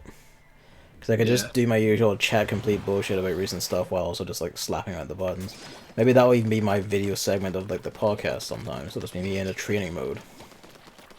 I don't think you can learn and chat about random shit. I mean, if a lot of it's like muscle memory, like learning the inputs. Learning, then, is it? Like learning the inputs is a big part. Oh, I see what you mean. So like, like in Smash. Yeah, when I say training mode, I mean I'm just in like, you know, here's a MB, like an AI just standing there as I just like slap buttons and try to put all the moves on it. You know what I mean? Learning combos, but to a smaller degree. Like, it was so funny. Like, it was like this Smash, like how to get good at Smash, like expert level thing or whatever. Yeah. I think it was a video like that. It's like, all right, so every day for 30 minutes, practice exclusively doing like short hop, fast fall, up air. Just that until the muscle memory is like perfect. It's that sort of thing. Something just, like that. It's just getting the muscle memory into actually, like, you know, the dexterity and muscle memory in to actually be able to pull off the inputs. Never mind actually string it together to fight people. Yeah, it's not like actually being like, you know, oh, you know, I gotta shield more, so I have to pay attention during this match to hold the shield button. Yeah, it's not gonna be that sort of thing. It's just like tapping out like Hadokens over and over again, basically. I mean, I don't want to promise anything because I'm bad at promising shit, but I have been interested in getting back into fighting games, so I say that as if like I actually played them for a big amount of time, but I was pretty good at Peacock and Skullgirls, like in high school. Well, maybe you will be again. I mean, I'm going to be picking up Under Night, which comes at the end of February, so I guess Switch and PS4 version. So if you want to join me on one or the other, by all means. Hammer to sit, so he might have heard you say that you were good at Peacock. He likes his Skullgirls. Woo! Better than Parasol. Oh, he's talking about the general grinding skill in fighting games. I get that, but in some ways I kind of like that, because I'm the sort of guy, like, you know, I can intellectually go, like, a game based around like grinding is probably not very great to play unless like the gameplay is just that inherently fun that the grinding doesn't feel like grinding. But at the same time, I do like a level of just meticulous bullshit in games. Yeah, exactly. Like, I like some level of fastidious micromanaging or just simple busy work. Because some layer of that is just nice. Why didn't you do Koopa free running then? Fuck off. Partially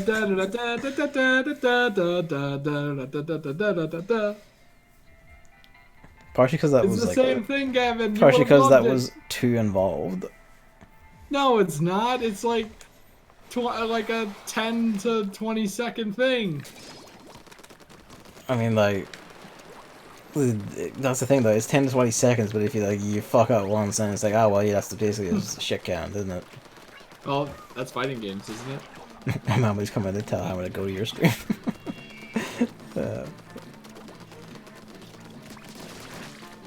Hammer also finds Peacock to be his favorite design, so hey. Hell, yeah, exactly. That's why I made her, because the cartoon thing is so good. She's just really good in general. Yeah, like that's the thing I do, is just like, probably during the podcast stuff, is just tap out like the basic inputs, whatever character I adopt in Unist or Granblue Versus or both. Not for like till doing the training mode or like fighting like an actual NPC, just like getting those inputs. Honestly, I could probably do that for a lot of things, really, with the podcast stuff. So we have the audio version and the video version is just Gavin doing bullshit in the background. Kind of like the feel of that.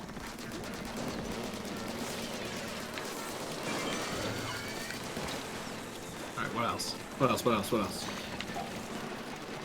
I guess before we do, like, would you be interested in Granblue Versus? Yeah. Didn't I already say I'm interested in it? I don't think you actually like outright said that, actually. No. I want a main Grand. because he just looks like a good boy. I remember you saying that. Now I thought that was mainly just a meme for it. I didn't realize you were actually interested in it. No. That's sad actually when you think about it.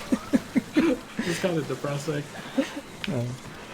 Well, I don't mean like not just the active like oh he's just memeing with Ground. I mean also just you saying I would play Granblue as and play Ground. I was kind of like oh he's just memeing about playing Granblue at all.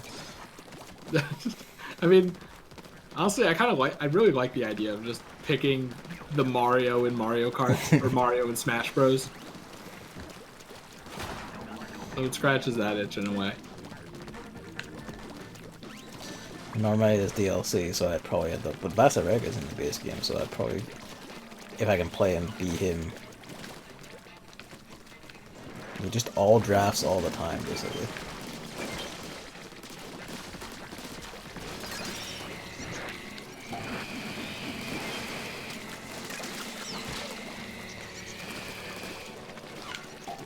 Oh my god, this person's name is Conky Dong. And then Donkey Kong will turn into Conky Dong. What? That's from possibly my favorite YouTube poop of all time. Oh, okay. King K. Rool files a complaint at Super Disneyland 3. It's fucking names.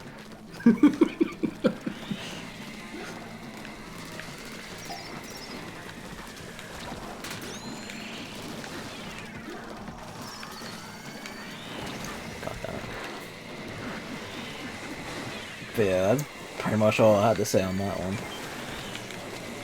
Like we can do Granblue whenever it releases in like fucking May. when Q1 is past and then to Q2 or whatever the fuck. Or I could buy it on March 3rd and get extremely good at it by the time it releases in your country. I mean, that's also fair, yeah. But no.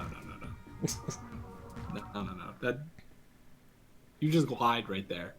You lied right through your teeth to make a good image. No. I know how you really feel. I understand the inner workings of Smash, but can't incorporate them, and you go, oh, Chris has gotten too good. It wasn't Smash, it was Puyo. Was it Puyo? Yes, it was Puyo, because no, it wasn't Smash, because you refused to fight me in Smash. You're right, I refuse to, Luke hates that. Luke's like, please just play Smash with me. I know, like, because I was like, after the end of your World of Light thing, we should test, like, the thing, and we did it, and you very clearly did not want to fight me then and there, and then you just quietly didn't mention Smash ever again. It's like, okay, I get it. Maybe I'll work on that. Which is fine. Like, that's fine if you don't want to play, like, Smash, like, online or anything, like, whatever. Like, don't force yourself to do anything you don't want to do. No, yeah. The thing is I want to play Smash, but that's like a game where it's like, I'm afraid of failing. That's weird though, but sure. No one wants to lose in like a fighting game. Depends how it goes. Like, if it's someone I'm like relatively on the... This is the thing with fighting games. If you're relatively on the same level the people you're playing against, it's fine whether you win or lose. My problem is I build myself up as someone who's extremely knowledgeable at this, and I am, but like executing it is completely different.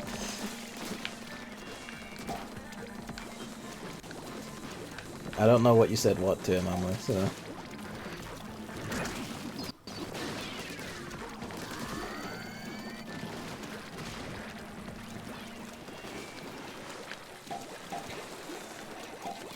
Oh, really? What else did you want to talk about? There was a cheeky one. Again, another small one. This is a cheeky one I noticed. Did you see that Monster Hunter Riders thing? Is that mobile? I forget yeah, what it's a Monster Hunter gacha game. Really? Yep. I didn't think it was a gacha game. No, it's a gacha game. Mobile. The gimmick is like you have to roll for different of course like riders who are of course like sexy anime people. So they have special abilities when riding just the regular dragons and Monster Hunter, which you just get inherently in the game if I'm understanding it right. So it's not like if I were to equate to Dragalia, like the monsters would be dragons and the adventures would be their own thing. Basically, yeah. I don't think they, from what I read of it, you wouldn't. So apparently it's a competitive thing. If you're an inherently competitive person, it's just, you know, it's like you'll notice this with like Hammer as well, because he doesn't play Smash anymore because he just like if you're a very competitive personality and you keep losing, it will just fucking eat at you. You get tilted off the planet. Yeah, it's not always something you can control. Hammer admits I'm overly competitive and I hate it. It's just how it is for some people. You can logically say that yes, you know, losing or winning shouldn't really matter if you're just like playing the game having fun, but that's not what the competitive little get inside you is thinking. And even that, sometimes you just can't have fun if you're being stomped. Yeah, there's also that. Like, I didn't stream very much, like any really of like Dragon Ball Fighters online because I would go online and someone playing as Beerus would just 3-tap all my characters into the wall and no amount of my own inputs would actually register at any point. Because he was tapping me perfectly at the exact moment I could move again to gank me. It's like I'm fighting like some sort of like pro FG god over here, so it's like nothing. And at that point, like it's like no, you can't really spin that as fun no matter which way you are. I'm afraid that just happens sometimes.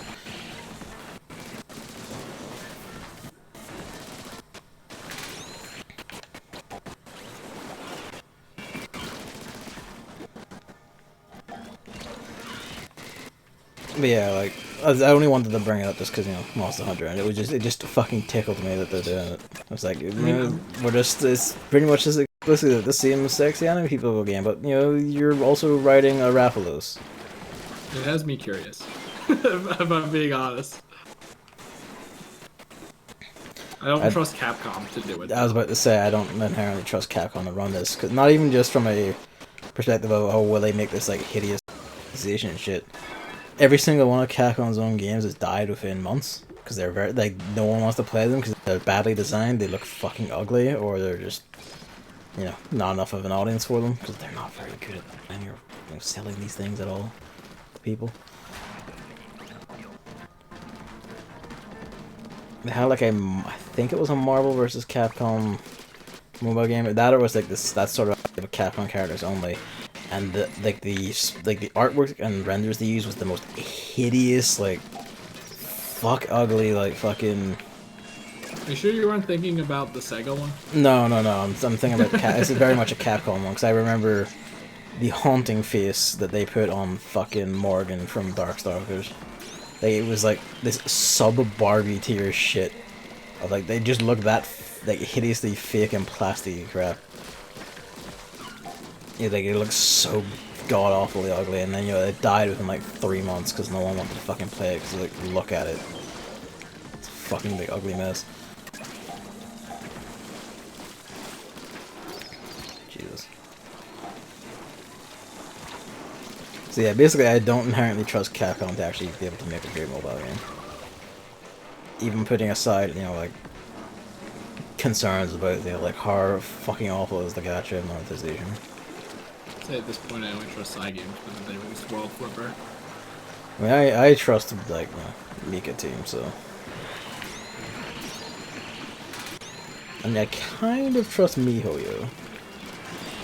Like, I'm feeling okay about like Honkai Impact's monetization so far.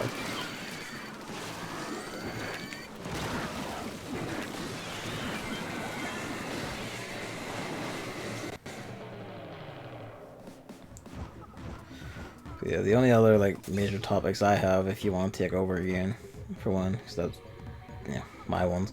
The only major ones I have are like Weathering Review and then Warcraft 3. Well, the thing about Weathering with You is it's hard to not only say like 1 or 2 sentences about it without spoiling it, you know? That's fair, yes. So we can both just say it's an extremely charming movie. Please go watch it. I don't know if you share the same sentiment, but I do. There's a lot of that's like interesting about it, but it is like spoilery, and not even just for this one, like also for like Your Name and Garden of Words. yeah, I'm just waiting for those blog posts. Well, one blog post. But one blog post, yeah. It's a big one. It did, you know, partway through it. All right, let's get back into the bad news. Go for The it. bad stuff. I don't actually know the details, so you're gonna have to. Oh, Warcraft 3 is it? Alright. Yes. Okay, so. Warcraft 3 Reforged. That happened this week. It's canons. What is it? A remake? It is a remake of Warcraft 3, which was the last. Like, Warcraft was, you know, Blizzard's old series of real time strategy games, and Warcraft 3 was the last one before World of Warcraft happened. To my understanding, anyway. That was the last in that series. And. Basically, like, you know, they announced, I think it was sometime last year, they announced Warcraft 3 Reforged, which is going to be, it's like the Age of Empires HD thing. It's the same game, but it's all, like, you know, tidied up and everything. And it's, you know, everything looks nicer, and it's going to be the same game, and, you Doesn't look like a Capcom mobile game. yeah, and shit like that. And, you know, when you look at something like Age of Empires, like, Microsoft actually went to the extent of having a new campaign made. You see, so they, you know, kind of set like a standard. People are kind of like, hey, could we get, maybe it wouldn't be, you know, exactly elaborate, but like a new, like, cheeky new little campaign made with like the old assets, or like redone old assets. That would be nice to have, and shit like that. And apparently there's also, like, more specifically, like, a lot of Warcraft 3's writing was, you know, like, you know, jarred with like the series lore and shit, or either stuff established after or stuff established before, something like that. So you're kind of like, people are expecting, could you maybe also update this while you're at it? It's like, why not, really? The sort of The things. way you're phrasing it makes it sound like they didn't do that. No, not at all. Warcraft 3 Reforged comes out. This is another aspect, was when they showed it off like last year, it apparently looked really fucking nice, and they had put it into like an open beta where it also looked like really nice. Like, you know, sprites look very great, animations were nice and all. And then when the game came out last week out of nowhere, there was no release date on anything, it just fucking happened suddenly. Like, beta ended and then game came out. It didn't look anything like it did in the open beta or anything. In fact, it looked very hideous and ugly. Like, it looked very trashy, and... What does this sound like? A game where, you know, the trailers look good and then the game comes out and it actually looks like garbage. I know. Can we say? It's funny, I can't think of like an actual example, just that there are multiple of them. Oh, No Man's Sky. No guy by. Any given Ubisoft game lately, actually. Like, literally any of them, they always look better in the trailers, and when they come out, they've been, like, significantly down-resed, and everything looks uglier and all the rest of it. Watch Dogs was the most glaring one. It's an industry standard. It's a Ubisoft standard, certainly. So, and it's not just like, oh, you know, everything just looks kind of uglier. There's also, like, baffling graphical decisions. The most notable being that units, like, unit animations and movements and shit, are locked to 20 frames per second in a game that runs at much higher than that. I saw that, so the characters look like they look like janky ass robot things, like stuttering along the screen. I mean, we all played Super Mario Odyssey, right? You look at a new doctor that's not that far away. Yeah, and they're just suddenly like robot. Like, it's that, but like slightly worse because it's an even lower frame rate. And then so there's also other things like all the cutscenes and everything pretty much look exactly the same way they did in Warcraft 3 Classic. Like, just blown up. Yeah, basically exactly that. Everything's like, even like the lore problems that people were citing, like they're all still in there and shit. Like they didn't touch any of it.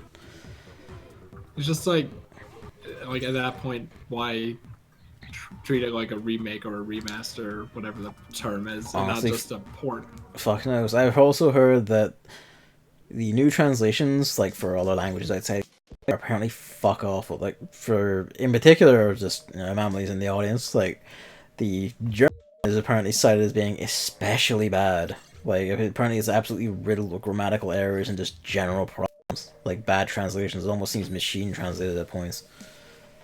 And it probably is. Probably is, because Blizzard didn't put it in-house. They kicked it out to some studio in Malaysia they apparently usually hire for grunt work, you know, like extra rendering and graphic work usually.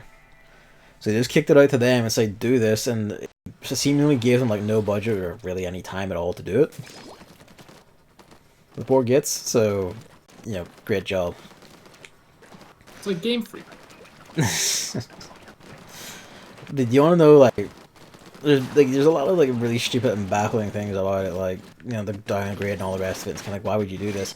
You want to know what the really the most famous one? The main menu is not an actual game menu. It's a fucking instance of Google Chrome, like the Chromium browser running in the game, running a web app that is the main menu. Oh, that's not the most famous one. I forgot about that. Okay, well, that's the one that stands out to me as the most fucking baffling one. I know what the famous one is, we'll get to that in a second, but that one's just like, how in the name of God did you decide to do it that way? Like, anyone can make a main menu. Like, you know, like, it's literally nothing, especially since you already have all the other menus coded. It's just one of those. Why did you do it like this? And do you want to know the best part? It's hideously unoptimized. Like, the rest of, like, someone with, like, a Ryzen, like, I think it was like a Ryzen 3000 model, like AMD CPU. He was running it, and he's like, okay, in game I'm only getting like max settings. Like this is only taking like 20% of one of my CPU cores. It's like fucking nothing. In game, he runs it. He runs on the main menu. Core use on that one core jumps to 150% on the main menu because it's the most hideously unoptimized thing possible. It's and you know how bad of a main menu it is. People can like direct inject JavaScript because it's a web app thing to reveal hidden menu options and stuff that was dummied out, stuff that's just been left in the code but hidden. You can just, you know, direct inject JavaScript into the web app to like make that appear. You can just break it open with like casual JavaScript knowledge. Like, it's so bafflingly ass backwards as a way to do anything in a game that I do not know how on earth they decided to do this. Honestly, it's gotta like, it makes Pokemon Sword and Shield look good. It does, because they're actually like, say what you will about like performance, but they're actually, you know, games that are made, not this fucking batshit backwards web app crap for a main menu. Like, you know, shortcuts are taken, but they're not like this. Like this is a shortcut, man. No, it's not a shortcut. Route. This is you just like fucking cutting your own foot off and stumbling down the wrong road. Like, fuck you. Like, how on earth?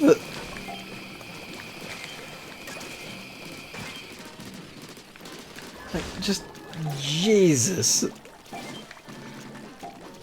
Oh yeah, there's one higher point that one of the original maps can't be played anymore because it was called Booty Bay, and the game has like a fucking word censor thing now because Blizzard are, you know, being content cops now. It's pirate booty, not ass booty. Yeah, and there you go. And also, on the note of maps, that's the other infamous one now. Blizzard have now declared that the original Warcraft 3 like map, like, you know, custom map thing was like apparently like a really like fucking amazing time for people because like you could, yeah, like that sort of thing. It's that sort of like grand community multiplayer experience where the people are making like, you know, Dragon Ball Z piss take maps and shit like that, and like joke maps, funny maps, using like, you know, content or references to the other games to make like fun joke maps to play on. It's like that one Left 4 Dead map where like people recreate like the first dungeon of Zelda, the original Zelda in it. Yeah, or like TF2, the Mario Kart map. Yeah, stuff like that. And you know, it was so like expensive and like extensive and everything that someone made. Yeah, the timer just like got to the point it was about to make. Like people made a mod for like a very specific kind of playing that eventually just gave birth to Dota. Like the original Dota, it was just a Warcraft 3 map mod. Like it was really like extensive and freeform, and Blizzard apparently like have on top of like sort of locking out, like you can't use any like, you know, copyrighted material. So like a lot of the fan like community top favorite like nostalgic maps, like a one called Anime Fire, like one called Pimp My Mario, whatever these entail. Like people love these maps. Like they're banned from Reforged, and you're not allowed to like play them or use any of them anymore with the new assets or anything. Because like, oh no, that's all our content. We can't have that. This because now they've written a provision that says Blizzard own absolutely every map ever made now with this. Any map made in the custom thing for Warcraft 3 Reforged is the property of Blizzard, and they can do with it as they wish. Which is pretty much solely because they're incredibly upset and salty about not being able to claim Dota as their own thing and own it. Yeah. Which, like, it's fucking baffling. They own anything you make, so you're just doing unpaid work for them if you try to make a map in Reforged. And, you can't have basically any fun with it. Like, you want to have like a little fun piss take map referencing like Game of Thrones or whatever, go to hell, you're not allowed to do it. It's illegal. You can't do it. And like I'm just gonna say, if they really want like fucking use mid maps so much, I've got an idea for them. Because I'm sure Blizzard will love this, right? Remake, there's this nice place in China called Tiananmen Square. Maybe they love that place. Yeah, they love that place. You should.